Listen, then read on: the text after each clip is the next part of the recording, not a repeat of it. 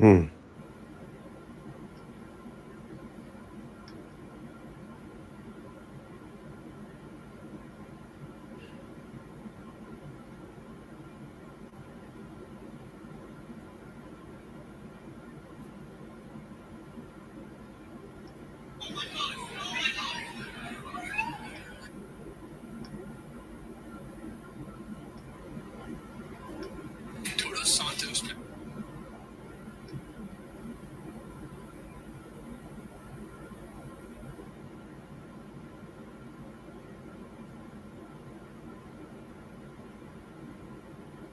This is the M Zone. And welcome to the M Zone. Jamie Morris, Rihanna on the other side of the glass, and you got the one, the only, the middle of the center in the middle of the field, doing the ones and twos and threes. Larry Lee, Big Sweet, we call him. What's up, Big Sweet? How you doing? Can you hear me? No, he can't hear me, I don't think. So we're gonna have to try something probably in the next segment. But what a weekend it was. Whoever called it college football, it was incredible this weekend. Incredible. And if you didn't watch college football, well, you're in Ann Arbor for the big concert. Huge for the concert. It was incredible. It was an incredible atmosphere. I heard it was a little warm out there. We'll talk to Gary about that. He got it right. He knew what he was talking about. And then, of course, we got to touch base with the Ryder Cup, the Americans. Golf is not my thing, not that extreme, but it should be some of these guys' adventure. I just don't know what happened. Sounds like it was a fun one, and then it got to the end of it. It just didn't happen. And then on top of that, who's number one now? Who's the number one team in the country? Did you give it to Ohio State because they went out to Washington and they played a good game in Washington? It was a good crowd out there, and we'll see who's got that game. I mean, the game that it happened out there. I think they played a very style of getting the win, just getting the win. That was the most important. But with that being said, let's not wait around. Let's find out about the weatherman, Gary Rizzo. What's up, Gary? How you doing? I'm doing great. Yeah, the temperature's up. Everything's up. My amazing blue daubers are up, as our good departed friend JJ used to say. So it's a Monday, and we're starting a new week, and things are looking good. Well, that's good. That's good. I wish I could say for Big Sweet it was a good day and everything like that, but it's not. He can't hear us right now, so we got to try to figure out what's going on with that. But that we'll get to that. Gary, I mean, homecomings now. Now we can talk about homecoming. And are we going to have a good homecoming, Gary, in the future? We are. The answer is yes, although for some, it's going to be a little too warm. But for folks like you and I, it'll be pretty good. So let's look at what's normal for October the 4th, because this is important. This forecast is going to probably blow some people away. I've got a little bit different forecast. Sometimes I run with the pack, but I'm straying from the pack. I'm going to earn my keep here. So the normal high is 67. Remember that normal high. Right now we're down to 69. So a couple more degrees to go till Saturday. That's normal for October 4th. Normal low is 48. Now pay attention to this. The record high is 89. That was set in 1951. And the record low is 32. And that was in 1989. Now the sunrise will be at 7:35 for all the early tailgaters. It's that time of year, 7:35, and then sunsets at 7:10. Now the forecast. Well, it's been trending warmer, but from what I see, and I see on the weather map right now, I'll just give you a clue. It's 88 degrees in Indianapolis right now. It's 80 up here, so we're balmy. It's 88 down along the Ohio River, Evansville, Louisville. They're in the upper 80s right now. So what's going to happen this week? The warm air is going to be held at bay. In fact, it'll even be pushed a little further south, not by much, on Wednesday or Thursday. On Friday, it starts coming back, and on Saturday, the wind here will shift to the south-southwest. That means we're going to see those kind of temperatures here in southeast Michigan on game day. Now, we won't start off that warm. Don't get me wrong. We'll be 58 to 60 at 8 o'clock, shortly after sunrise. And the temperatures will be rising 6 to 7 degrees an hour after that. So let's just play with some numbers. You don't have to remember. I'm not going to quiz you. Let's say it's 58 at 8, then 63, 70 at 10, at 11 o'clock, 76, and at kickoff, I have an 80-degree temperature in Ann Arbor with a south-southwest wind at about 5 to 15. I got south-southwest at 8. Now, the humidity will be like 30 to 35%. So that will not add more heat in the air. Like you get the heat index in July and August, and 80 degrees feels like 90. Well, 80 degrees will feel like 80. That's the humidity where the heat index is always the same as the temperature. Now, we're not done getting warm. So at 1 o'clock, 83, 2 o'clock, 85. So at halftime, I have 83 degrees. And at the end of the game, I have 87 degrees with a south-southwest wind at 7 to 14. And again, we'll be within 2 degrees of the record high. In fact, I think the high will be 88 around 4 o'clock and 4:30. So I'm forecasting a high of 88. That'll be after the game. I have 80 at kickoff, 83 at halftime, 87 at the end of the game, because that's what's on the weather map right now. And that air mass, will come to us. Why? The soils are dry. We did have some beneficial rain last week, but by the time we get to Saturday, no rain is in the forecast this week. It'll be bone dry all week. It's bone dry down there. So we have dry soils. That allows the sun to heat the lower atmosphere more efficiently than wet soil. It's that simple. So I'm not really stretching things by any means. Some of the model data is not that high because model data does not like to go for record highs unless it's like a day, and even then a day out. Sometimes it's still, what's built into the model just doesn't like to forecast extreme heat. So if you like warm weather, it's going to be super. Again, after the game, a lot of reunions, a lot of get-togethers around campus. So dress for upper 80s.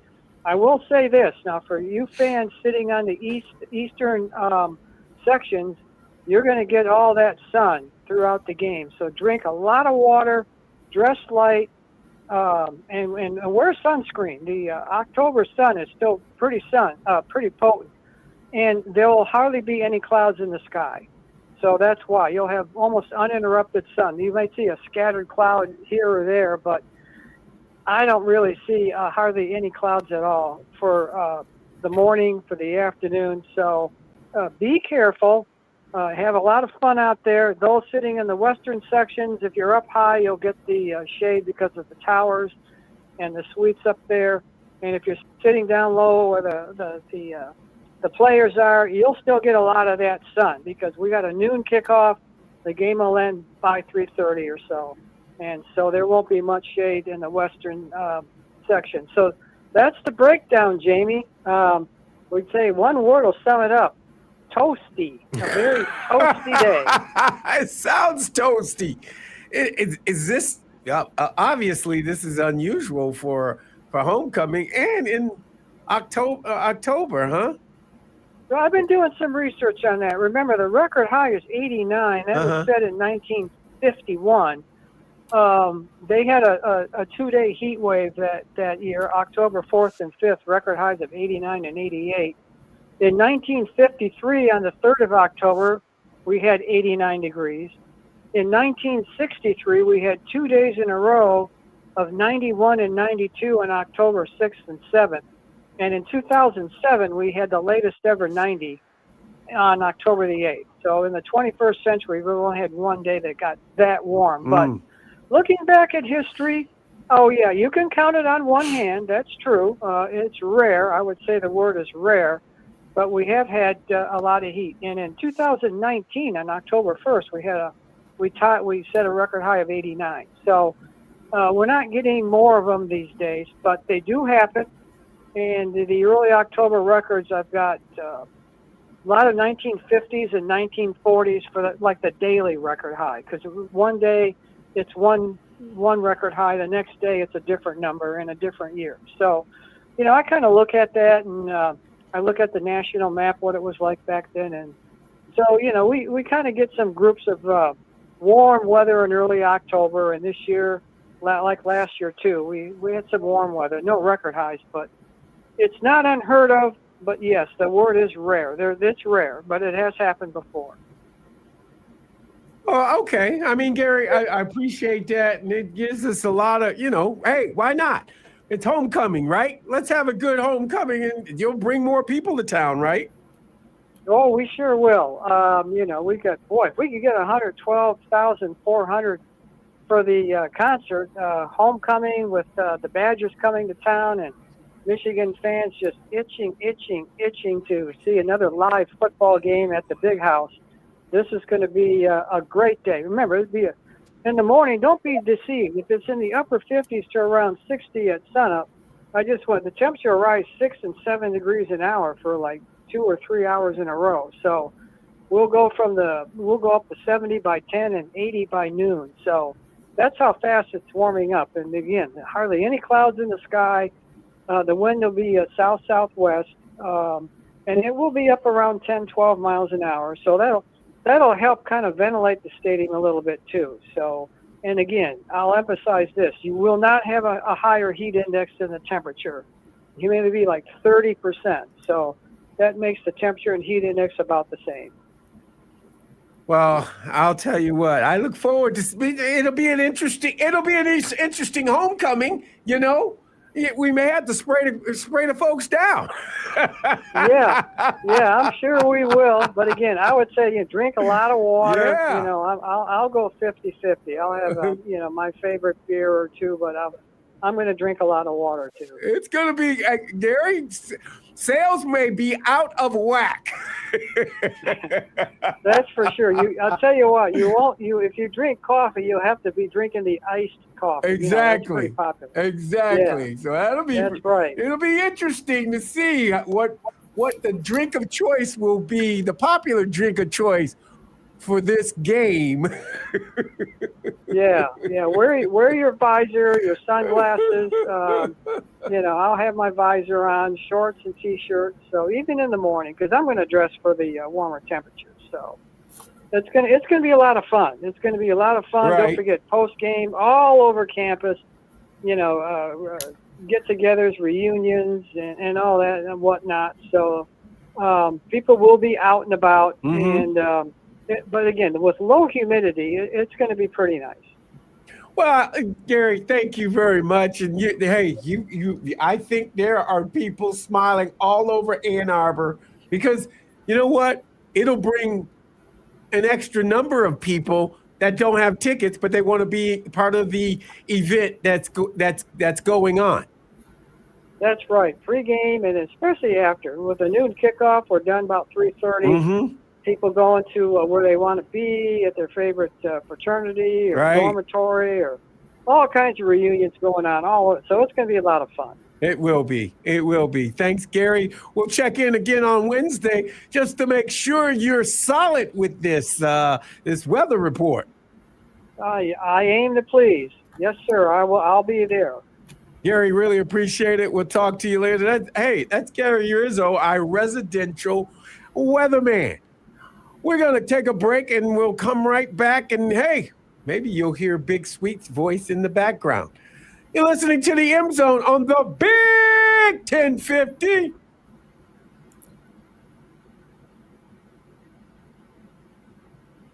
Big Sweet, can you hear me? You know what I did? I turned off my headphones. Right. And I think I hear you but not very loud. But Okay. it's not She can quick and turn stuff. me up. She can So it turn might be me my up. headphone. Might be my Okay. headphones. That's what Eric said. It's coming. It's not us. It's coming through your headphones. Yeah, and I done turned them off several times. I done clicked it off my computer, reloaded them. I don't know what's going on. But now we know we got communications. Yeah, is there any way they could turn you up a little bit?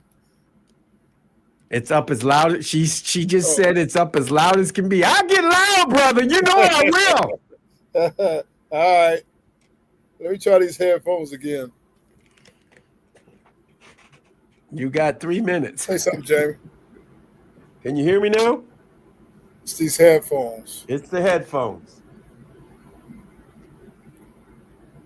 Talk to him, Rihanna. Tell him to take them damn headphones off. Can you hear me, Big Sweet? This is low, very low. Let me try again. Check 1, 2. I hear you. It's not very loud, but I hear you. All right. Well, it's better than nothing, I guess. Yeah. I don't know what's going on with these headphones. I done turned them off. I disconnected them, reconnected them. Maybe let me try it again or something. Let me see. Here we go. I turned myself up too. Let me try that. Yeah, I hear it a little better. It sounds a little better.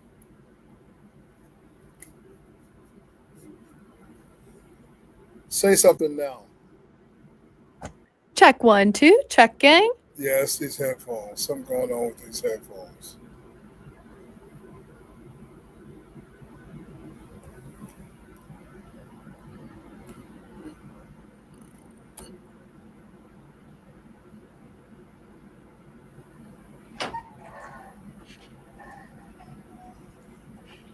You trying to wear headphones again?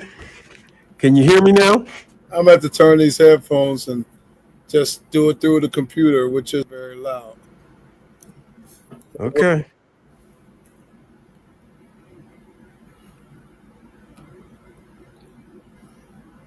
Let me try my phone. Maybe see if that works better on the phone. Okay. Let me get to the link.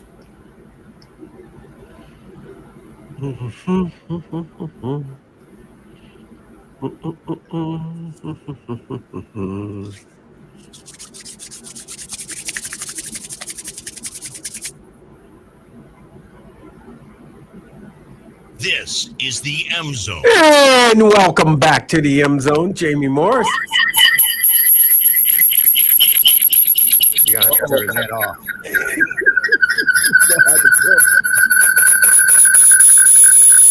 I'm getting feedback, Big Sweet. Okay. That's not that. Okay, we're good again. That's Rihanna on the other side of the glass. I'm sorry. Hey, that wasn't Rihanna. on me though. Back that up. That was not you. That was not you. That I swear to you, it wasn't you. We are having technical difficulties with Big Sweet's listening headsets, and we decided to try to participate and cut off things and turn things off. We just need to pull the plug on the headphones and go through the computer, you know? But he's coming. He's coming. Now he's back. He's there. Can you hear us now, Big Sweet? Yes, sir. I can hear you. All right. We feel good now. We do. Wait a minute. Hold on. Lovely day. Lovely day. Lovely day. Okay. Now we caught up again. We're caught up. Okay. So I was talking about Saturday, and I wanted to get to this past Saturday. What you think about that whiteout? That whiteout's something else, ain't it? Yeah, man. I was watching it going, wow, that is crazy. Over $100,000, all white, crazy. And man, that's a phenomenal. I mean, not as a young man, I would have loved to have experienced that. As an older guy, I don't think I want to be around that many people like that. But man, that was amazing to watch. No, it was great to watch. It was a great atmosphere, but it didn't spook Oregon. Oregon came in there and they took care of business.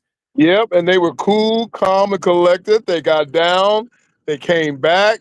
Overtime. They kind of did their thing. They were just always cool, calm, and collected. Yep. Well, my thing is, Big Sweet, why does this happen to James Franklin? Lane Brain James is not getting it done, and look, he's over. And well, I think he's got a couple wins, but he can't beat teams that are ranked in the top 5. Can't beat them.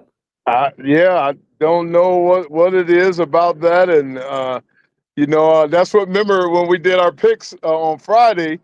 I was kind of pulling for Penn State. Yes. And then I thought about James. I said, "Oh no, can we switch?" Remember? Right. Yeah, and I switched. It was a good thing you switched. Yeah, it was a good switch. So I wish I don't know. I don't have an answer for that question.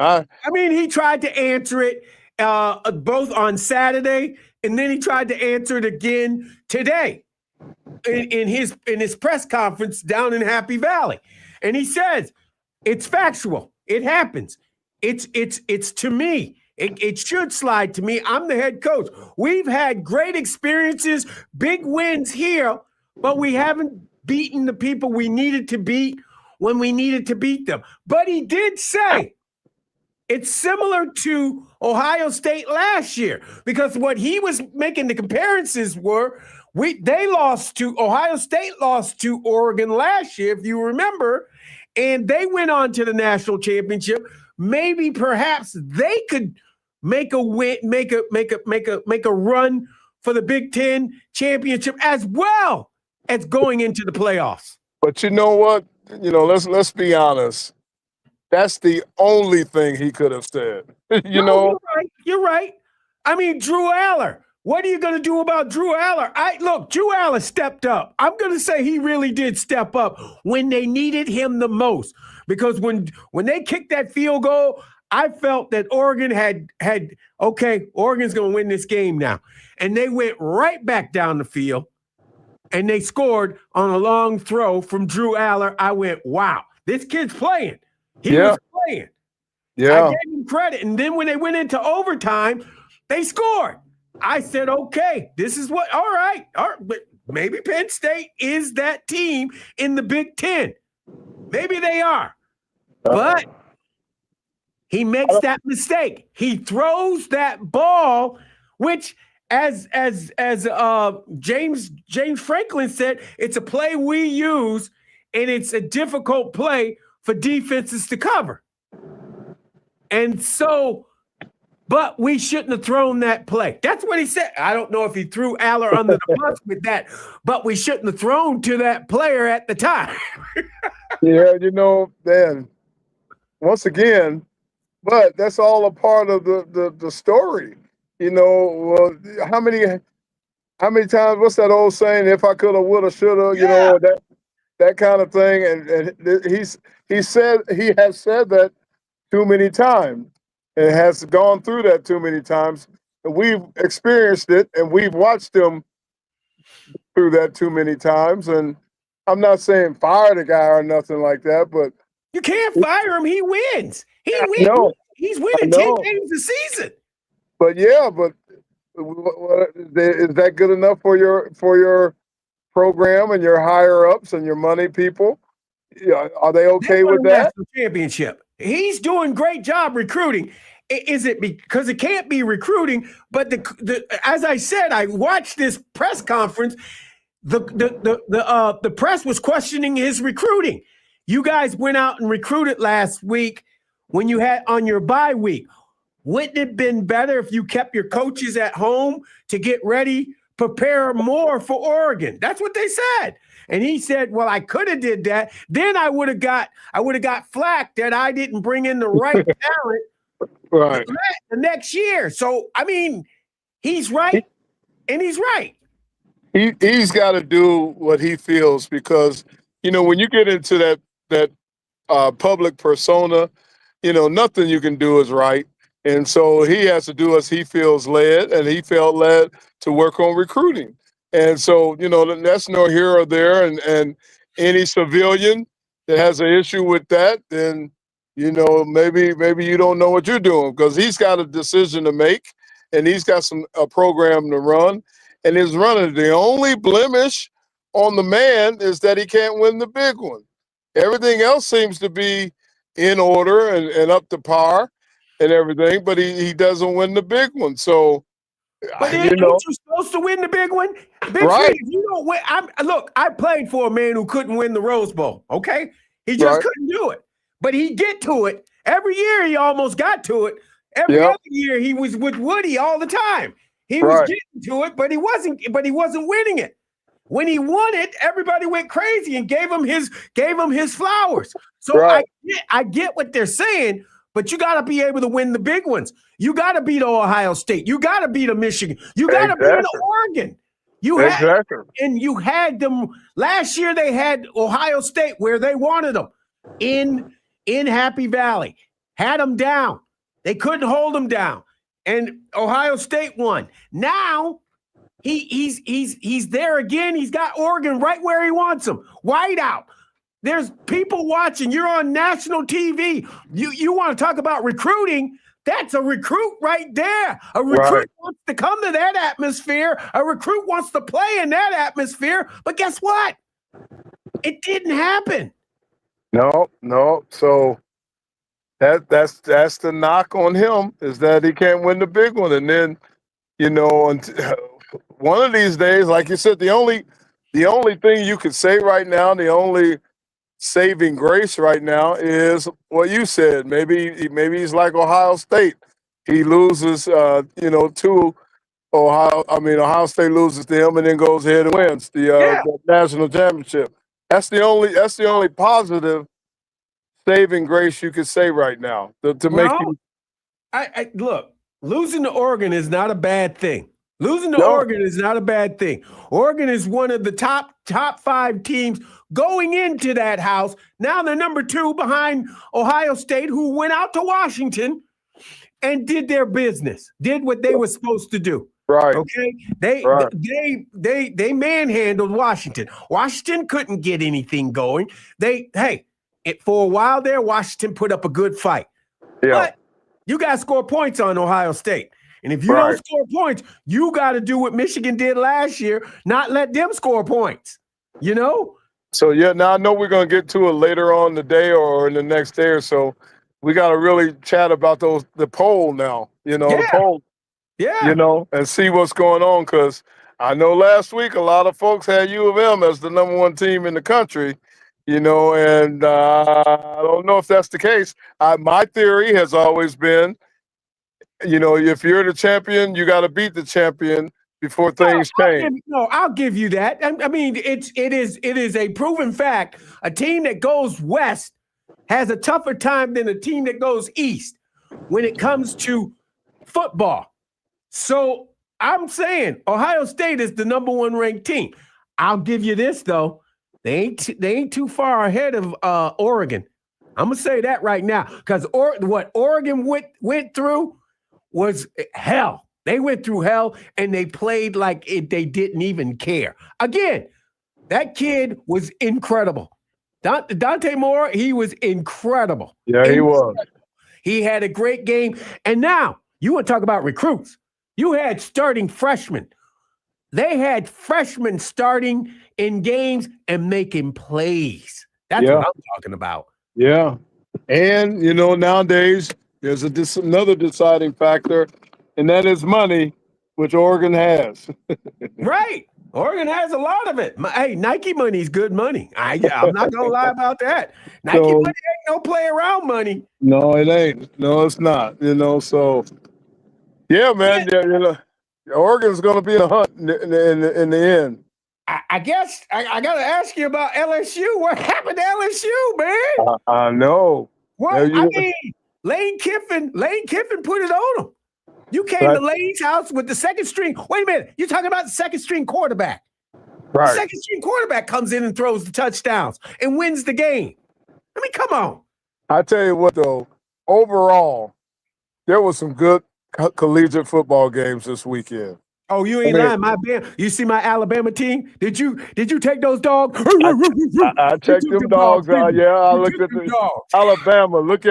I mean, I thought SC was going to pull it out, but they went back and forth with Illinois. That was a good game. That was a good game. I got that one wrong. I did take the Trojans. I I did was too. I was gonna fight on. Hey, dude, you can't make them all. Yeah, I mean, hey. But overall, I mean, even I know we're going to talk about it later, but I mean, even pro football. I mean, it was a good football competitive weekend. I thought. Even last night's game, 40-40. Between those two teams. Come on, you don't tie a game. I'm sorry. You had me until you said last night's game. I mean, it kept me up.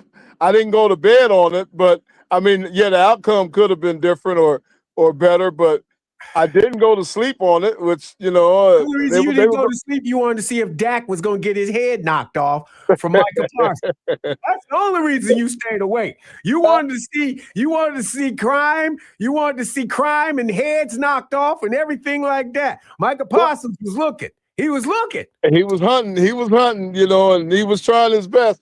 And then no, but I'm an offensive guy, so I like to see offenses, and they both came back and did some good things offensively, and then they stalled and they come back, then they competed offensively. So that's what made it okay for me it was a good offensive little battle there, and to be honest, no one thought that Dallas was going to show up like that. No.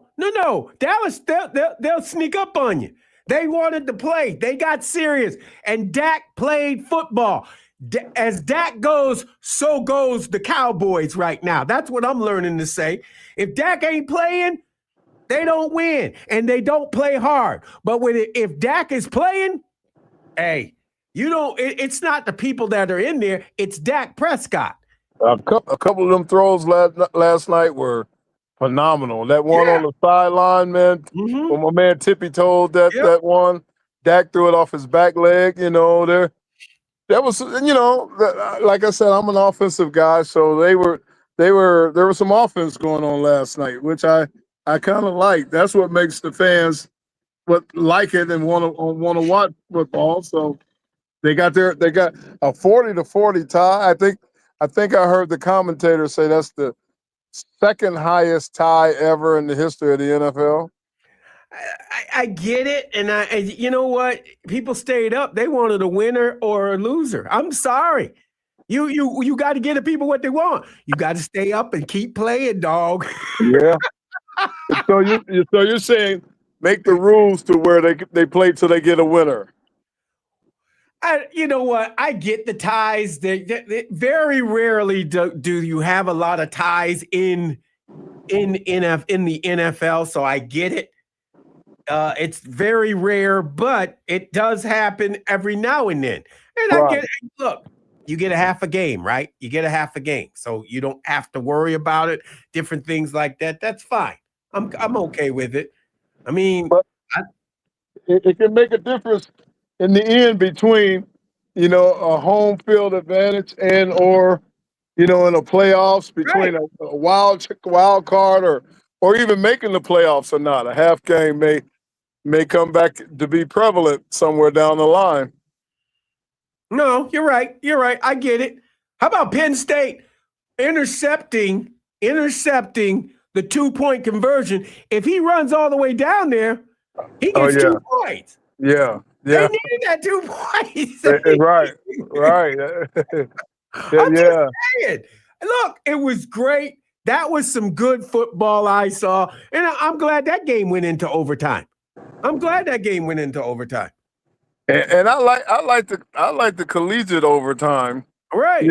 I like the way you just got to play for 2 points. That's it. You going for 2. You get 2 tries to get a touchdown. Then you go for 2, and then after that, I like the fact that that's you're going to have more wins than loss. I mean ties and losses. Then it's just going to work out. Got to touch this on the Big Ten again. Indiana, are they for real? Are you believing in them now? I know. How about them Hoosiers? I mean, they still wait a minute. They're in the top 10 now. They're in the top 10. AP poll got them in the top 10. They're number 8. Well, you mentioned a second ago. What about Ole Miss? I mean, Ole Miss after beating LSU, they're undefeated. Ole Miss is at number 4. Yep. Ole Miss is at number 4. Ohio State, you got Ohio State number 1. You got Oregon number 2. You got Miami at number 3. Ole Miss at number 4. Oklahoma at number 5. I'm sure they still want that quarter. They need Mateer to get back, and Mateer he's down a couple weeks at least, 3 weeks at least. Right. Texas A&M. Look at all the SEC schools that I'm about to say. Texas A&M number 6, Penn State number 7, Indiana number 8, Texas number 9, Alabama number 10. Hey, everybody's forgetting about that Florida State loss now after Florida State took it on the chin against Virginia. Right. Yeah. Tech number 11, Georgia number 12, LSU falls to 13. Iowa State at 14, Tennessee at 15. I'm gonna say the V word. Vanderbilt at number 16, Georgia Tech at 17, Florida State at 18, Missouri at 19, Michigan at 20. Michigan slid down 1. Notre Dame, the 2-loss team, Notre Dame. Right. They 2-2 at number 21. Illinois stays in at number 22. Or Illinois got back in. You got BYU at 23. You got Virginia getting in at number 24. Number 25, Arizona State. Look, I'm just saying, these teams got in. Virginia and Arizona State just got in. So, I mean, look at it. I mean, that's the way it is. USC has fallen out after just one game. How about that?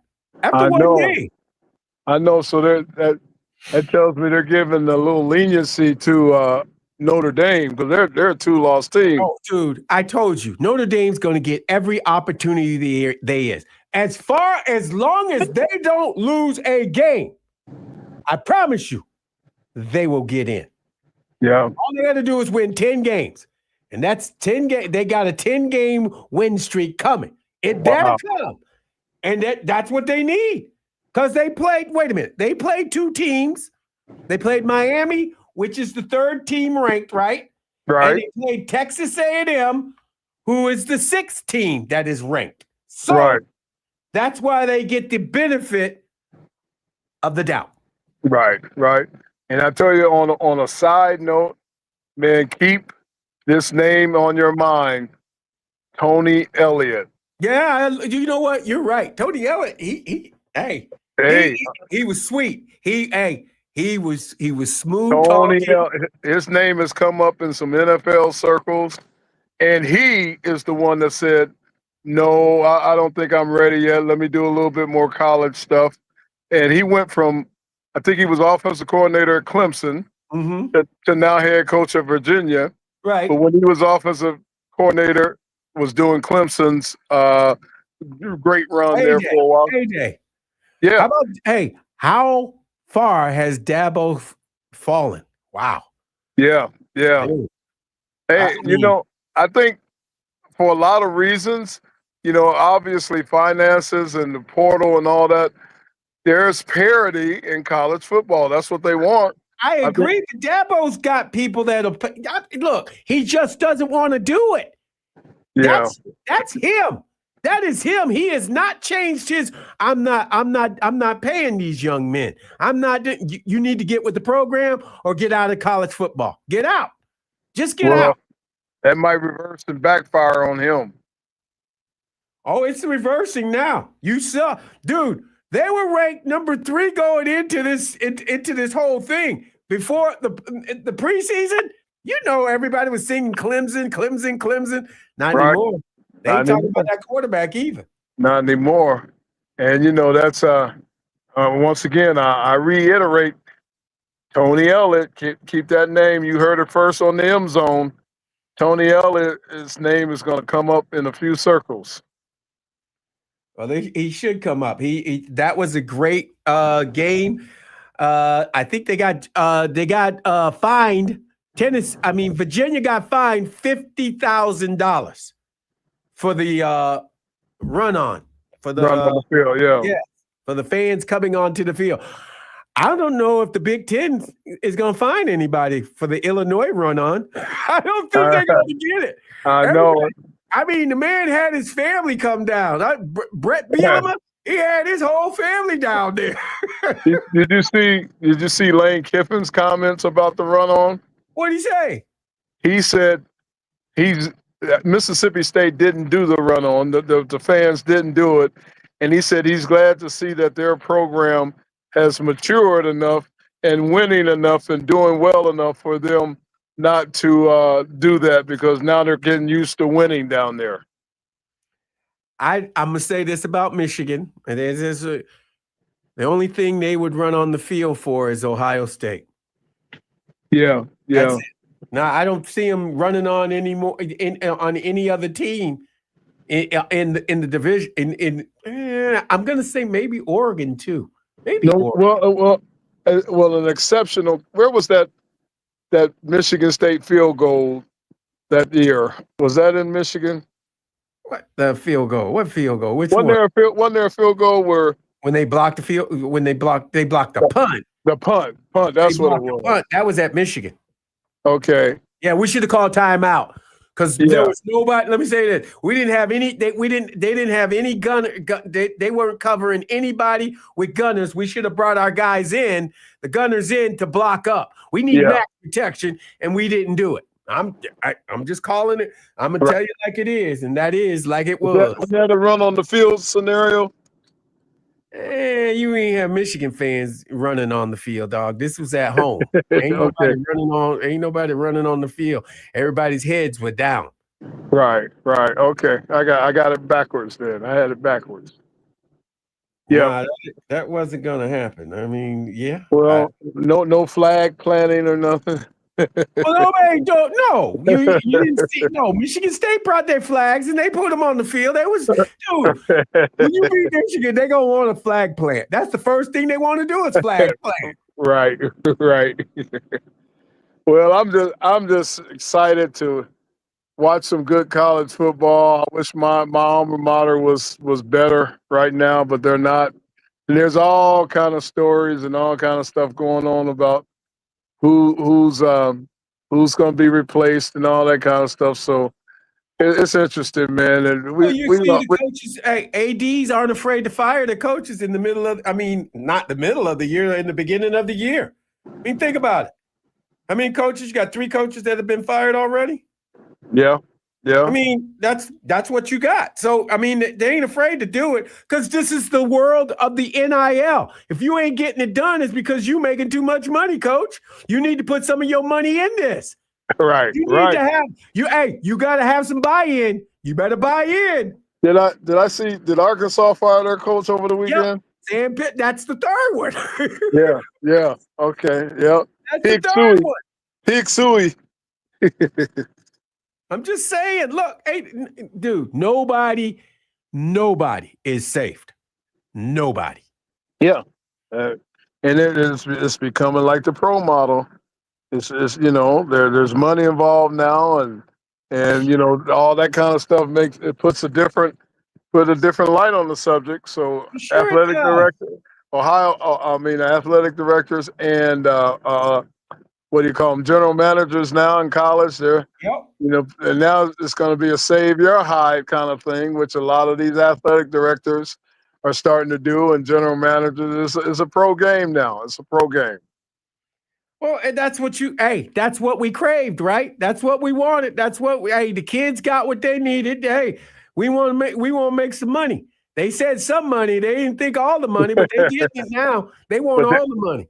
Yeah, but in getting that money comes a lot of other things too. Oh, But responsibility.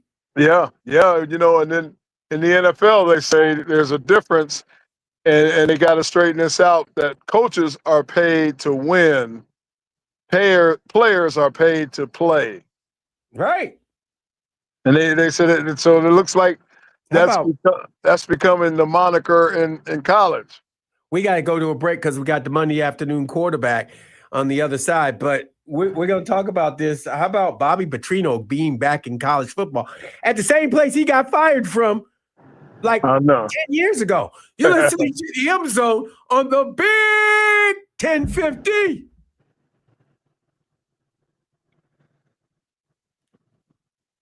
Do you have his number? You got his phone number? Oh, you need it. I got you. I understand. I'm here. I just text with him today, so ha.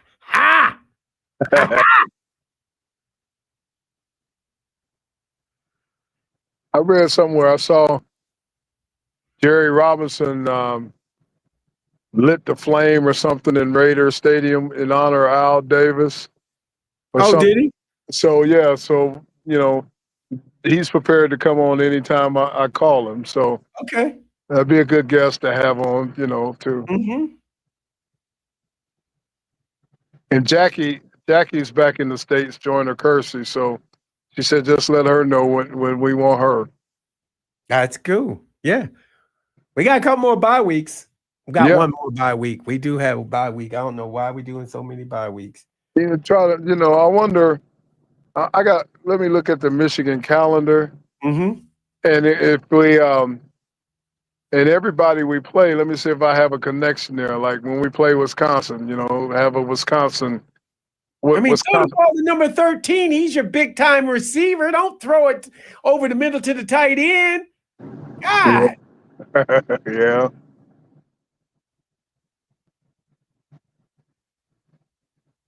And getting ready. Where's the OSU game in the Horseshoe? It's here.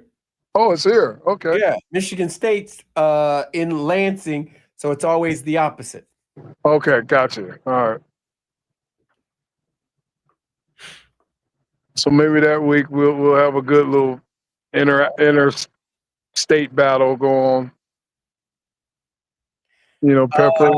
We got Josh coming on. Josh Zinke's going to call in on the hotline, okay, at 4:30.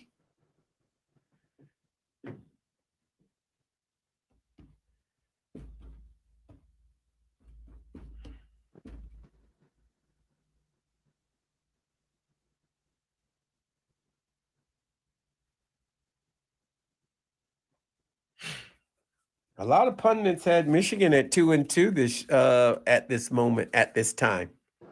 Yeah, 3-1. Exactly. So, how about them Lions?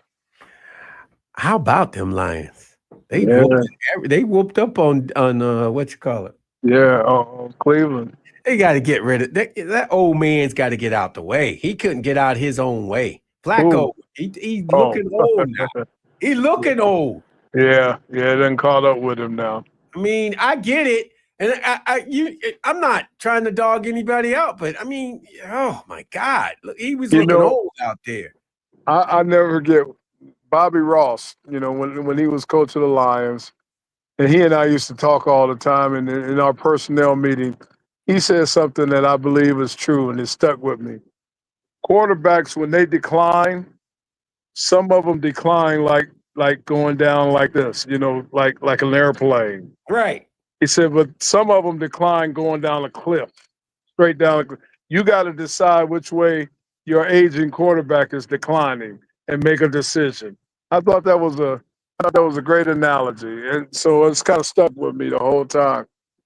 You know, if your guy's going over the cliff like a roller coaster, you got to get off, get up, you got to get out, get it, go on. But if he's going down like an airplane, slowly but surely landing, then you maybe give him a little bit more time.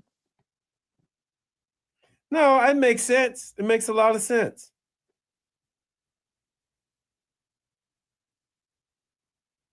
Makes a lot of sense to me. Yeah, you just got to determine which way your guy is going.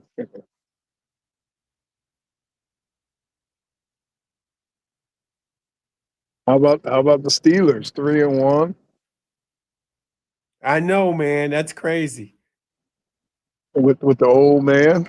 Means your boy he's whatchamacallit. He's doing his whatchamacallit.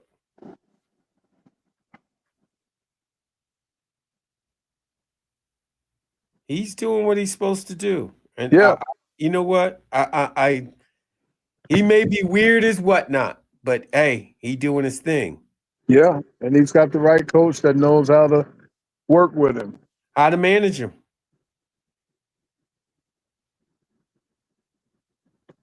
I saw all the Tiger celebrations.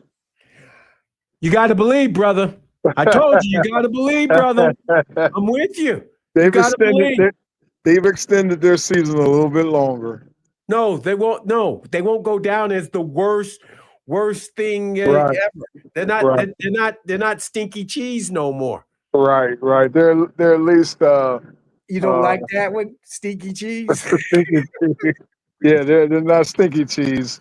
They're still cheese, but not stinky cheese. Right. I mean, all they had to do was get into the playoffs, but now people said we still lost all those games. I'm like, well, those games don't matter no more. You made the playoffs. We're back. No more.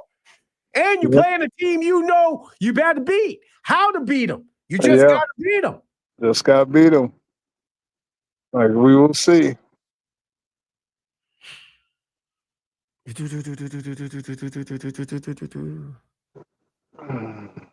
John's on? Yeah, John's on.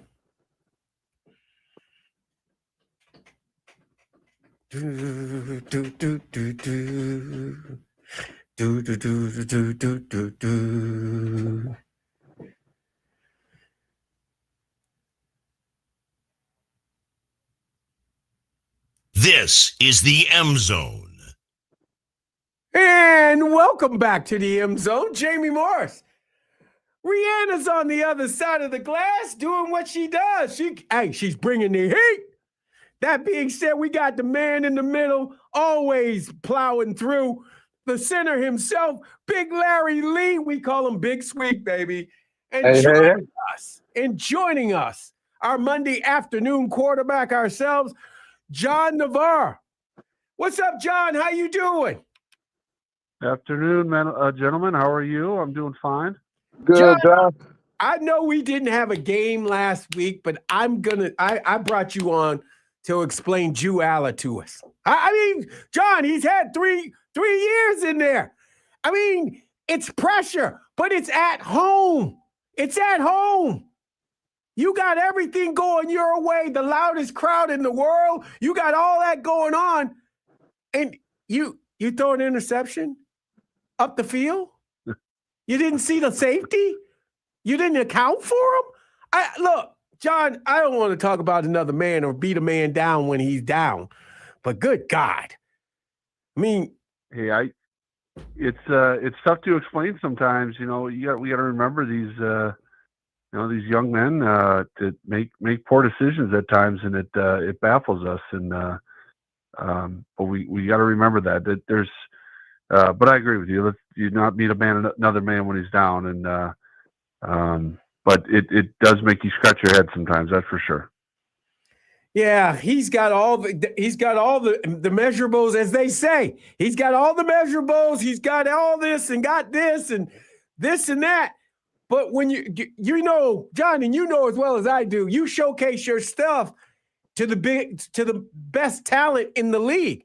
And I think that Oregon is one of the best talented teams in the Big Ten. And they had them. They had them where they wanted them. They made the triumphant comeback. He throws a great pass, touchdown. They go into overtime. All you gotta do is win. You score a touchdown. I know it's easier said than done. You score a touchdown and get that 2 points, you win. You walk out the house and you are America's champion. I'll say this. Dare I say this? If Penn State wins that game, they're the number 1 team in the country, and Ohio State's the number 2 team in the country. Yeah, I think that's a fair statement, and looking at, Penn State's woes, I saw a stat that they continue to struggle against top 10 ranked opponents at home. And, that was a tremendous atmosphere. The whiteout is always, something great to see on TV and I'm sure experience in person. But Oregon was dominating that game for the most part in the beginning. Yeah. And, kudos to Penn State for fighting back and, actually, turned it off for a period and then, clicked back in when it became tight, because I thought it was pretty much over the way things were looking.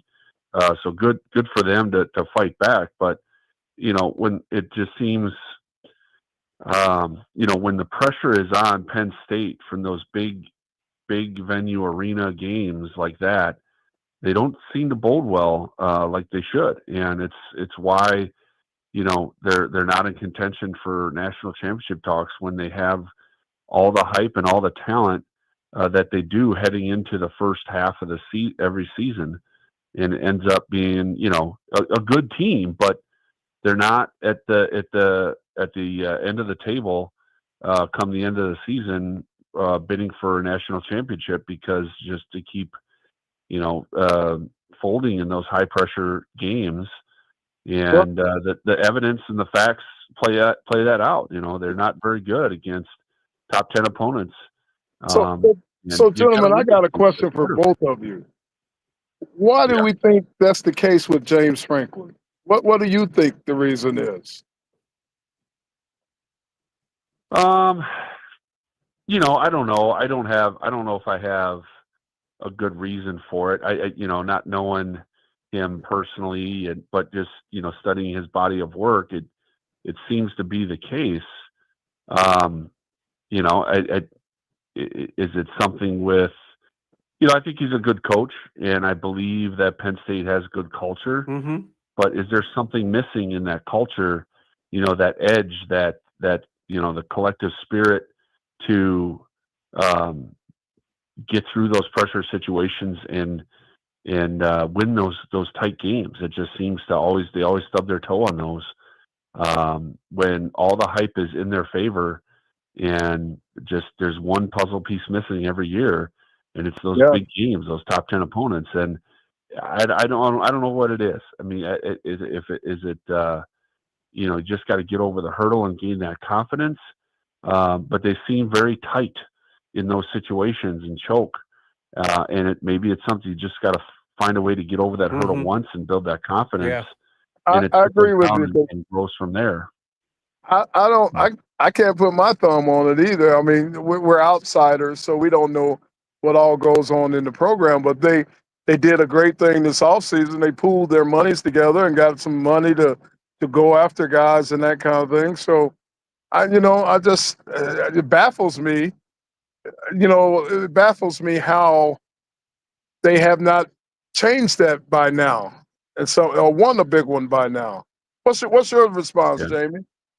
Look, I don't think James Franklin understands how big he's taking it as. It's just a game, a big game. It's a big game, but it's just a game. He's got to put his stakes down that this is that game. You know what I'm saying? We have that game. Now, when we have a game against Michigan State. We have an interstate game, which is different from the game that we have with Ohio State. And when we play in those games, we can equate those to other teams when they become bigger. You know what I'm saying? So if Penn State if we were to play Penn State, it would be similar to a Michigan State game or an Ohio State game. You know what I'm saying? That Right. we have those rival games. I don't think Penn State has. I mean, you know as well as I do, Big Sweet. They were independents. Then they on the East, and then all of a sudden they joined the Big Ten, and never have they've tried to make the Ohio State game a rival game. Ohio State wants nothing to do with it. Will not play that game with them. They Right. play Michigan. They call Michigan a rivalry. The team up north is a rival game, but they will not endear themselves to Penn State and say that's a rival game. Don't know why, but you can see it affects them, and they don't. There's not an appreciation for those two schools, but that's it just Go ahead. it seems as in Michigan, no matter who we played and what their record were, when Michigan was coming to town or he went to Michigan, those teams always played at different levels. Yes. And we knew it. They were a different team than what you saw on film the whole week preparing. And we knew that. Yeah. I don't know if you can say that about Penn State and their opponents looking at them the same way. And, maybe that plays a factor, and, their talent just, and the size of the program, and teams come in there and see the stadium and they just run over lesser opponents. And that may affect their preparation and their mentality.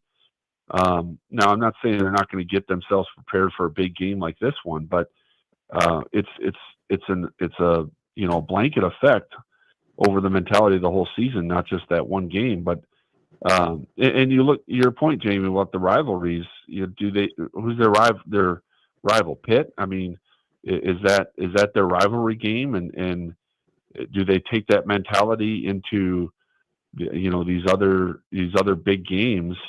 I don't know. It's like I said, I can't figure it out, but it seems like we're talking about the same thing with them every year. A lot of hype, a lot of talent. They should be in the conversation, but this happens every year. Yeah, it does. It happens every year, and it's either Michigan, it's either Ohio State, and now it's become Oregon. I mean, or it's the biggest the championship game that they played in last year against Notre Dame, trying to get to the national championship. I mean, things just happen to them. They can't get over the hump. And look, Michigan, we could win the Rose Bowl for the longest time for Bo Schembechler. I get it. I know, but look. Thanks for indulging with me, John. Let's talk Michigan football right now. They had a bye week. Did you expect this team with Bryce Underwood to be? A lot of people expected this team to be 2-2. I talked to them last week, and they were like, "We're ahead of the curve because we're 3-1 now." What did you expect?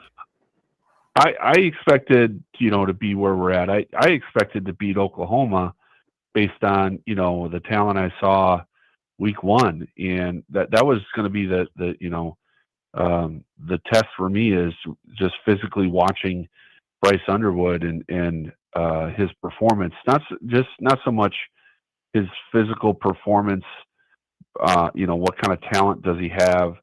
What kind of arm strength does he have? I think that was, answered, and we all knew what kind of talent he had going in. But just, I talked about this a lot, just his mental approach, his confidence in his command of the offense. That was the big question mark for me, and it was answered. I was very confident that he could be the guy to continue our success and take us to, a Big Ten championship and the playoff system. I was confident after week one that, hey, this guy develops through the course of the season like a typical quarterback does. He's got all the tools, both mental and physical, to take us there. So I expected us to be undefeated. I know Oklahoma was a very good team, and they still are. And I believe, that they're one of the best teams in the country. Now, they lost their quarterback, and that may hurt us. But I think the committee and everybody looking at things understands that, had this guy still been there, that's the top 2 or 3 best team in the country, and we gave them a fight, and we had some opportunities to win that game, but it didn't turn out. So that's got to come into play when you talk about the discussion, if we do end up running the table. And I think everybody's going to notice that. So if we keep playing our brand of football, the schedule, I think, is favorable for us as we get into November and lead up to, Michigan State. We're going to have to go on the road and play some tough cross-country games when we go into SC.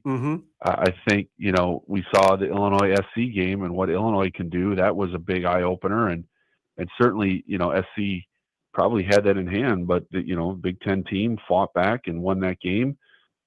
We have just as good, if not better, tools than Illinois does to be able to go up against SC. So those are some big tests that we're going to have to answer, but I'm confident we're going to, and we head into Ohio State looks legit. They're the real deal, and that's going to be a tough matchup, but we've said that the last couple of years, Right. and Yeah. we've been pleasantly surprised. So I think it's shaping up nicely. Even if we run the table, we have that one blemish on our record with Oklahoma loss. I don't see how you don't put us into, the top 5 teams in the country, top 10 teams in the country. I mean, do you think some of the upsets around the country are helping Michigan's fate? Except for, dare I say it, I'll say it because they had two top 10 losses is Notre Dame. Notre Dame, if they run the table, using your words, John, if they run the table like 10 straight, they get into the college football playoffs, right? I would probably agree with you. I don't see.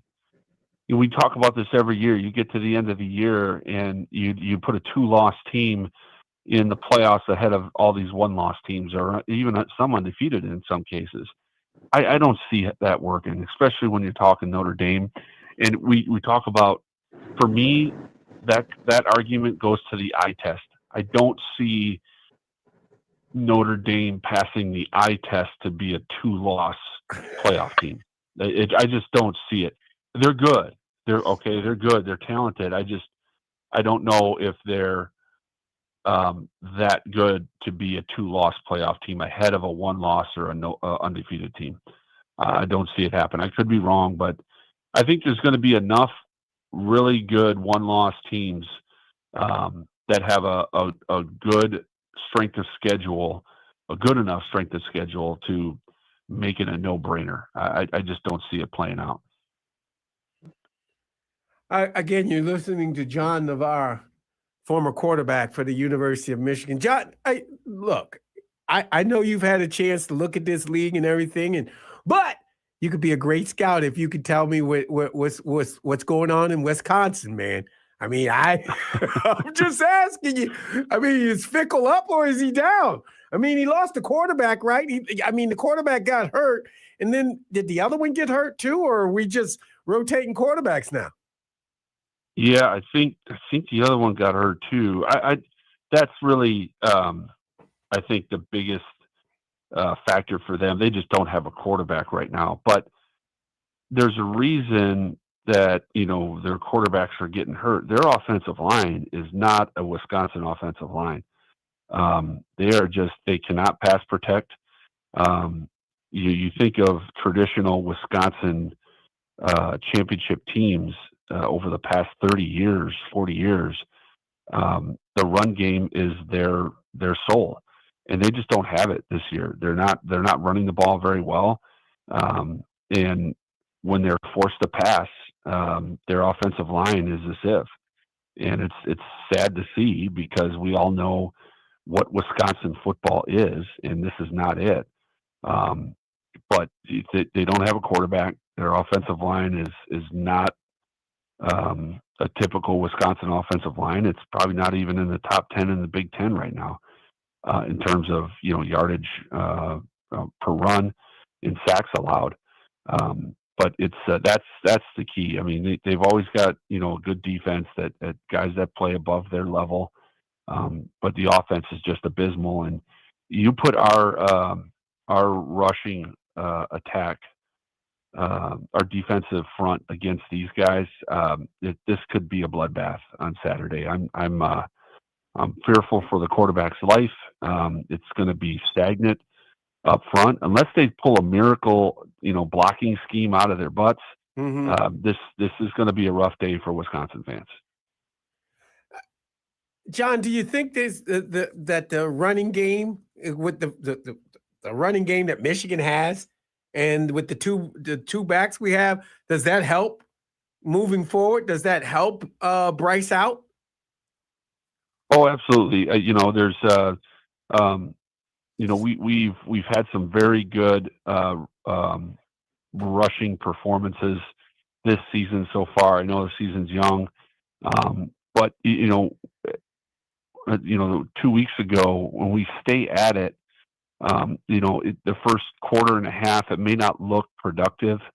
It looks like a jumbled up mess, but as we lean on the defensive line, those seams start to open up, and we saw that happen 2 weeks ago with a 75-yarder or whatever it was by Haynes to take off the first play out of a timeout, and that's productivity. That's what we want to see. But we've also put together some nice games of some consistency in the rushing attack, where all your yardage isn't just a compilation of 2 or 3 big plays of 50 yards or more. We're putting some good yards on the ground, and I think a good week off here will help the offensive line, get reset, get healthy, head into the latter half of the season. But we've got a great 1-2 punch back there, and I think our scheme is great, and we have positive plays consistently, and as the game wears on, that's when the rushing attack really takes hold. The key is our defense keeps us in it, and our quarterback doesn't make mistakes.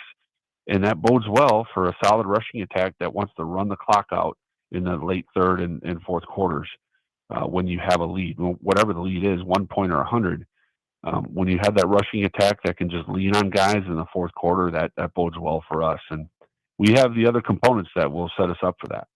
Do you see Bryce getting better each week? I mean, from those 4 games, do you see because everybody says he throws a fastball all the time. I'm like, no, it's not there all the time. I mean, yes, it was in the beginning of the season, but I think he's throwing the ball differently now. No, I do see. I have seen him get better. I think Oklahoma was probably his worst game. Missed some open throws, but coming off of that, he responded really well, which again, it speaks to his confidence and maturity, which I think is just way ahead of the curve for his age. He's very accurate with the ball and studying that, and he goes to the right place with the ball. He doesn't. You don't see a lot of errant throws, and you don't see a lot of ill-advised throws where that you see an incompletion or an interception. You're like, man, I wouldn't have thrown that ball. There were 3 guys standing around that guy. That guy was not open. You don't see that with him, and that's encouraging. So he's going to the right place with the ball. He's very accurate, and he doesn't make mistakes. I don't know what his interception ratio is right now, but I gotta expect it's pretty low for an 18-year-old kid, 19-year-old kid. In comparison to some other Big Ten quarterbacks, he's probably at the low end of interception to touchdown or interception completion ratio, because he doesn't give the ball to the defense. John, go ahead. Oh, I got another question. We've had this debate between Jamie and I and our listeners. The 2 offensive linemen, the 2 guards that are out, one is a captain. Upon healing, when they come back, how do you handle that situation? I'm kind of old school. Remember the old rule, you don't lose your job to injury. But then that doesn't seem to be the case anymore. Jamie seems to feel like the latter. And I'm still kind of old school where, especially for one of the guys being a captain, he should be able to come back and defend his job and get his job back, maybe. But where do you stand on that? That's always a tough one. I am of the old school. You shouldn't lose your job to injury. But I'll put an asterisk on that. If you were playing, high caliber football going into that, if you were playing subpar to what you should be, you've had some mental errors, you had some mistakes, maybe there's some questions on the effort, but you were still holding your own good enough to be in there. If it was kind of marginal heading into the injury, I think it's a different conversation when the backup comes in and makes a significant impact that passes the eye test and it passes the productivity test on paper, that you should leave things as they are. But if you went into that injury that put you out and you were playing at a high caliber and you're a senior, and especially if you're a captain, I think you should get the opportunity to take that job back.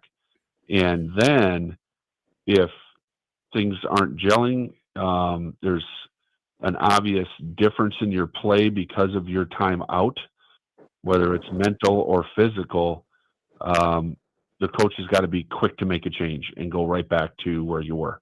But you got to give that kid an opportunity. If he was playing, we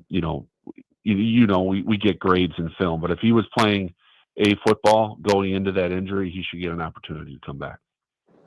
John, really appreciate you coming on, being a part of the M Zone, and we'll talk to you next week following the Wisconsin game. Hopefully, it comes out the way you're making me thinking. I think it's I no matter what the spread, I'd lay heavy on Michigan this week. That's my gut. Okay, thanks, John. Yeah, take care, John. Take it easy. That's John Navarre, former quarterback, University of Michigan. We're gonna go to a break. When we come back, I got Jay-Z, Josh Zinke coming on the other side. And we're going to talk about these Tigers. All of you, I'm looking at you, Big Sweet. All of you all didn't want to talk about it. Oh, it's over, J-Mo. It's over. Let it go. I'm going to be a hockey man now. I'm a hockey man. Right. Okay. All right, I'm talking to Josh on the other side. We're gonna get this taken care of. You're listening to the M Zone on the Big 1050.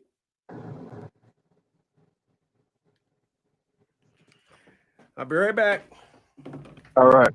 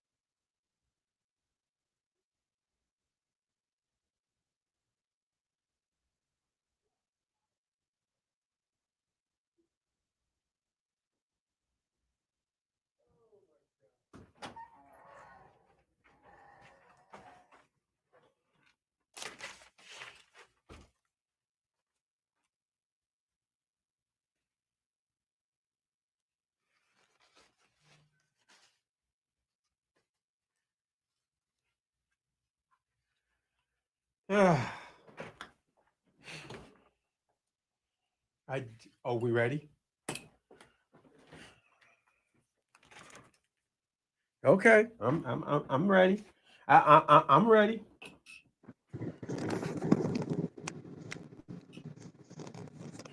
This is the M Zone. And welcome back to the M Zone. Jamie Morris. Rihanna on the other side of the glass. I'm sorry, I'm trying to open up that coffee. You got Larry Lee, the center of attention, the man, the myth, the legend.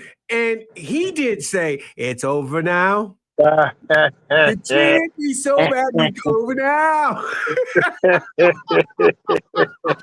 Wait a minute. I did go na na na na na na na na.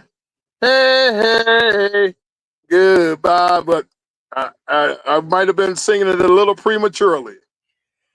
Well, joining us is Nostradamus himself, Josh Zinke. What's up, Josh Zinke? Hey, Josh Zinke reporting from a bunker underneath Comerica Park. Is it all right to come up? Can we reopen the hatch? Did we make the playoffs? We made the playoffs, Josh. We made it, baby. Oh, gosh. I told everyone it was going to happen. Well, at one point, we weren't talking. We were saying we're going to win the Central and maybe be a first or a second seed. We end up with the 6th. It still means something. I mean, it's very hard to make it the playoffs. That's why they added a few extra wild cards. But, wow, did it really come down to the last few days where it was like, just win any game. It didn't matter how you do it, just do it. And it was scary to be a Tigers fan, especially when, you could put on Lions gear and go to the store or do whatever you need to do. But I wore my October ready stuff. I mean, from last year, but I was ready for it. Josh, how does this team? How did this all happen? I mean, we were in the cat. We were, like you said, in July, we were in the catbird seat. We were 15 and a half up. I mean, yeah, we're hot and cold. And when we're cold, we're very cold. And it happened before the All-Star break and a little bit after it. Then we caught fire again and did what the Tigers do. And then this is the worst time to have it all come to a screeching halt. And that's what I've told people. I talk to Miz almost every day, and I told Miz, like, hey, if they can just win a few games back-to-back and catch fire again, it will look very good for the rest of the playoffs because a lot of people are counting them out already. And let's just hope they, yesterday they didn't even play. It was supposed to be Skubal starting, but why not keep him for the playoffs? right. Torque and Green didn't play. So they really just said, all right, we're okay being the 6th seed. We've done this before. We can do it again. Let's not try to do everything just to win the Central when after that go nowhere. So they gave the players rest yesterday, and we're going to see those top guys back out there again for the Tigers. Tomorrow? Yeah, Is the game? Yeah, we have 1 o'clock tomorrow. Skubal versus Williams, which it was the other day where they went back and forth. Williams, you thought you could get him out in the early innings, and he just kept going and going and going. And hopefully Skubal, I know he's nursing a small injury. Let's hope we stay at that. I know he says he's fine. He's pushed as hard as he can, but you'll have to worry about that, for anybody, for any injury, because we've had a lot of them lately. Again, you're listening to Josh Zinke, former producer of the M Zone. Josh, look, here's the problem. You got these guys are playing. Why not? If you're Major League Baseball, why not mix it up? Why do you have to have the Red Sox and the Yankees play one another, and the Tigers and the Guardians play one another? Why can't you have the Red Sox play? The Red Sox play the Tigers and the Tigers play the Yankees, or vice versa. What could have, it really just came down to that last day of who won and who didn't win, and where everybody would have been, because that's what I was hoping for too. As I've said many times, the last, I think, 3 or 4 times I've seen the Tigers in person play the Guardians, it's not gone the way the Tigers want it to. And so I will tell everyone right now, putting out there for all the M Zone listeners, I will not be going to any of these games this weekend or this week. I looked at it, said, do I want to? And I said, no, because they're playing the Guardians and the Tigers are better off with me not there. Wow. So you think you're the jinx? I feel like it. With Cleveland, it is. I feel like every time I go, no matter what, it's just always the Guardians walk away with the win, and it's the same thing they've been doing last year. Stephen Kwan just gets on base somehow.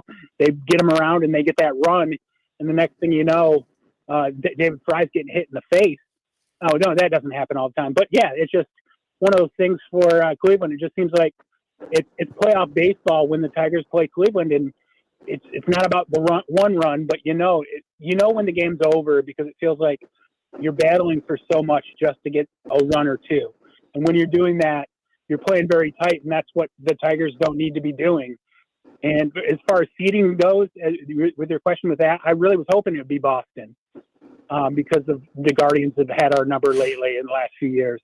It just didn't work out the way, who won and who lost yesterday. And and I told you last time, watch out for Seattle, and that's who will end up more likely play next. The Blue Jays, I feel like one of those two teams, Seattle or Toronto, I feel like whoever wins out of these two wild card series between the Tigers and Guardians and Boston Yankees, they're going to move on. I think Seattle's going to lay back a little bit too much, same with Toronto, and you might see the wild card, both teams moving on all the way to the division series. Well, it's just tough. We're going to turn around and play, but it was good. It is good for the city of Detroit, and it is good for the Detroit fans to see their team back-to-back playoff. You know what I'm saying? I joke about it, but it was like people were miserable. Baseball fans were miserable last week. It was just bad. And then they turned it, we're going to be the worst ever. We're going to be named the worst team ever. Worst slump ever. And I'm like, what in the hell? And then Larry and Miz started doing it. Oh, we can't lose this game. We're over this. We're hockey guys now. I'm like, yeah, well, I was no, I'm kidding. I was holding my breath too because it was just like you just had to win just a few, and I thought, hey, they can just get it done before the Cleveland series, and then it got to that Cleveland series, and the fans there were just anything that happened go Cleveland's way. They were really about it, and it was like this is not good because the Tigers are so cold right now, and then Torque has that big home run late in the game. And you're like, all right, this is where we're getting our win, and then they ended up coming back, and Will Vest just didn't look right. And that's right now looking at the team, it's the bullpen that I'm really worried about. In the last couple of weeks, they just have not been able to pull out. We have blown save from Finnegan on Friday. Ended up the loss goes to Canely. And Canely's one of those guys that I really like what AJ did with him lately.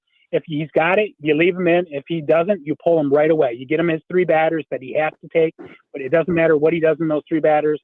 He's being pulled right away. wow. And that's why Friday he pitched 7 pitches and then was taken out. Well, here's the thing. We had fun last year.